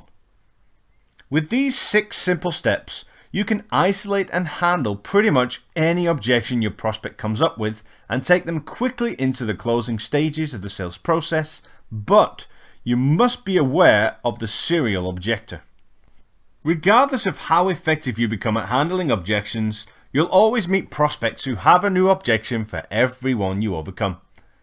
It can be easy to get frustrated when dealing with these serial objectors, especially if you feel like you're close to concluding the sale. But beware, serial objectors always find a new objection no matter how well you handle their last one, and this is because they may have no intention of buying. By mastering objection handling skills, you'll find it easier to filter out these time wasters, but until you do, be on high alert for prospects who raise more than 2 objections at once. If your gut tells you that you're dealing with a serial objector, don't be afraid to take the direct approach and say, I sense you're not entirely happy with our solution at the moment, and if that's the case, then please just let me know, and we can maybe discuss it again at another time in the future. In my experience, this approach will provoke a defensive reaction from prospects who have no intention of buying your solution and will extract the real objection from real prospects. In the following pages, I'll provide you with some word-for-word responses to some of the most common objections you'll face. But you'll need to do more than simply read this book to become great at handling objections. I highly recommend you practice objection handling in real time as much as possible, either by role plays or live calls. Theory will not condition your instinct to respond to live objections, but action will. How to handle price objections. It pays to prepare well for objections around the price of your solution. These objections can come in a variety of forms at any time in the conversation with your prospect. If you handle them well, you may win the sale. If you handle them poorly, you lose money either by losing the sale or by winning it at a heavily discounted rate. The following suggestions will give you a solid foundation of how to cope with each one. It's too expensive. It's pointless expressing your personal opinion about why your solution isn't expensive. Your prospect doesn't care about your opinion. Repeat back and paraphrase the objection by saying, "So you think the solution costs too much?" And when your prospect confirms, you may be tempted to ask something like, "Compared to what?" But you must remember to isolate the objection before handling it. So instead, try asking, when you say that you think it costs too much, is this because you don't have the budget or because you don't see the value in our solution? If you've done a poor sales job, the prospect may confirm they don't see the value. Otherwise, they'll confirm they do not have the budget. If budget is the issue, you should move right into answering the objection by offering a solution such as extended payment terms or a delayed start date before confirming the terms on offer, heat checking if they are accepted, and talking about next steps. The payment terms solution, of course, only works when you have payment terms as an option. If not, you'll most likely have some different options available. Knowing what options to play and when to use them is key to your objection handling success. We don't have the budget. Your prospect may come right out and just say that they don't have the budget from the start. I find this to be one of the most common objections that salespeople struggle to handle. But it typically means your prospect either doesn't have the budget at all or doesn't have the budget right now. So you should ask the following question. When you say you don't have the budget, do you mean that you don't have the budget at all or just right now? In the event your prospect says they don't have the budget at all, you could be dealing with a brick wall, or you may just need to work more on selling the value of your solution. Many prospects will say they do not have the budget if they're uncomfortable with the size of the investment, especially if your solution is new to them. The most common response will be that your prospect confirms they don't have the budget right now. Now, this objection can very often be valid, so it's important not to press your prospect to the point of no return, as you may only be dealing with a temporary brick wall. Before you begin brainstorming ways to get around this objection, ask your prospects more about how and when their budgets get allocated. You may discover potential solutions such as split payments or ways to dip in the budget of another department. Listing your options such as installments, lower deposits or delayed first payments is a good way to prepare yourself for handling objections about pricing. It will also steer you clear from offering discounts too early, which may be your prospect's objective. We're happy with what we've got. It's common for a prospect to tell you they're happy with what they've got. They could be referring to an existing software, an agency, or a certain process they have in place. This objection is commonly used very early in the dialogue to try and get rid of you.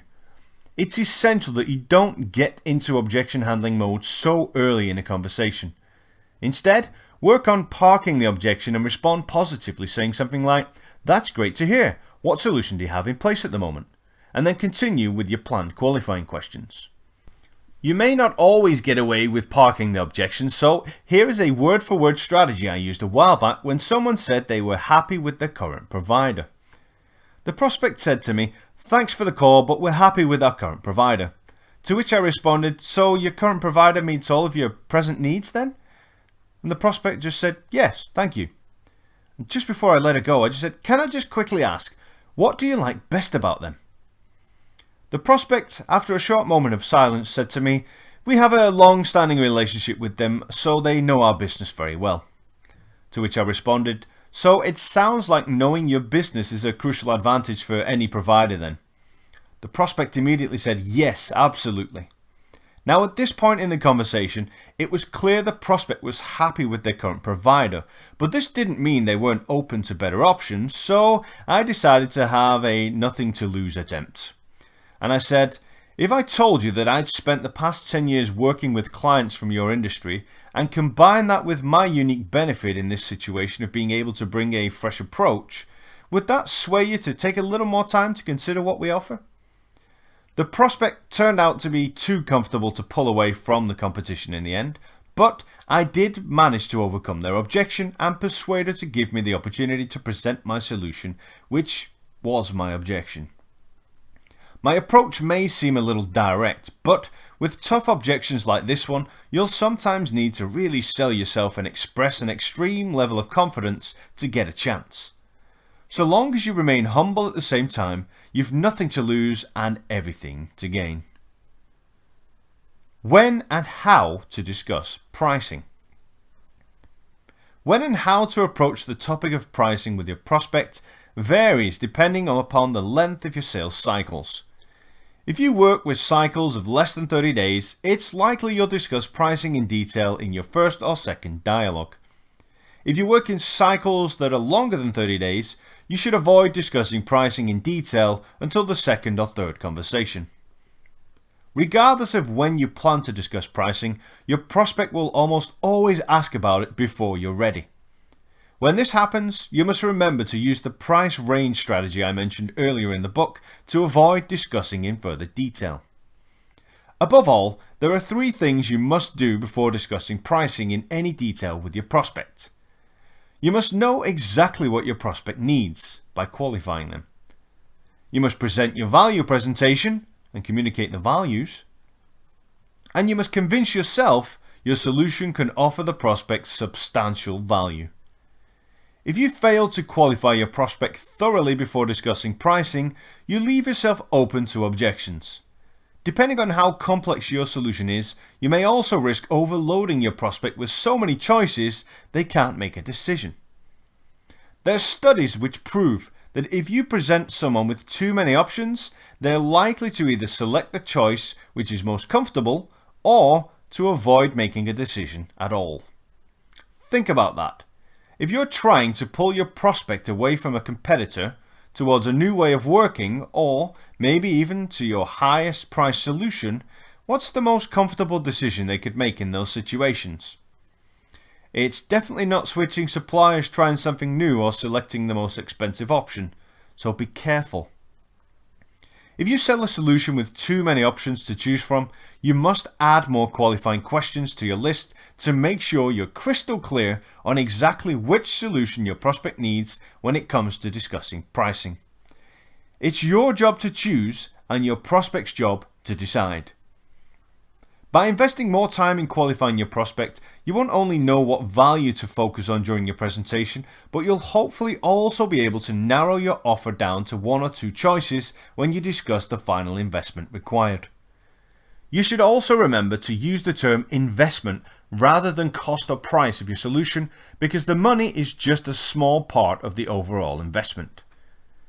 When presenting your recommended solution, it's important to mention all of the unique and valuable services included, such as free training and upgrades, a personal account manager, onboarding, support, etc. These things may be crucial to your prospect, but more importantly, they make your package seem a lot more comprehensive, which takes the edge off the financial investment that comes at the end. So in a nutshell, you must prepare the following process. 1. Know what solution you're going to offer to your prospect. 2. Tell your prospect what solution they need. Do not ask. And number 3. List every valuable extra included in the package. Number 4. Tell your prospect the financial investment required. And number 5. Ask them how that sounds by heat checking. And number 6. Shut up and remain silent until you get a response. Remember that the heat check followed by the silence is crucial at this part of the sales process. Whoever talks first loses. This is your only chance to get an honest response on how your prospect really feels about the required investment. So pay acute attention to every detail in their response, and remember that the same words can mean opposite things when said in a different tone. Coffee, no sugar please. Rather than enjoying the moment of silence after you ask your prospect for their thoughts on the investment, you may feel the urge to throw in a little sweetener to try and ensure they respond positively. But not everybody needs sugar in their coffee. You may feel the need to say something like, "But we're flexible," or "We might be able to offer a discount if you go ahead today." You may also say things like, "It would usually cost," before telling your prospect the financials. By adding sweeteners, you're sending a message to your prospect that you're either desperate for the sale, insecure about the price, or both.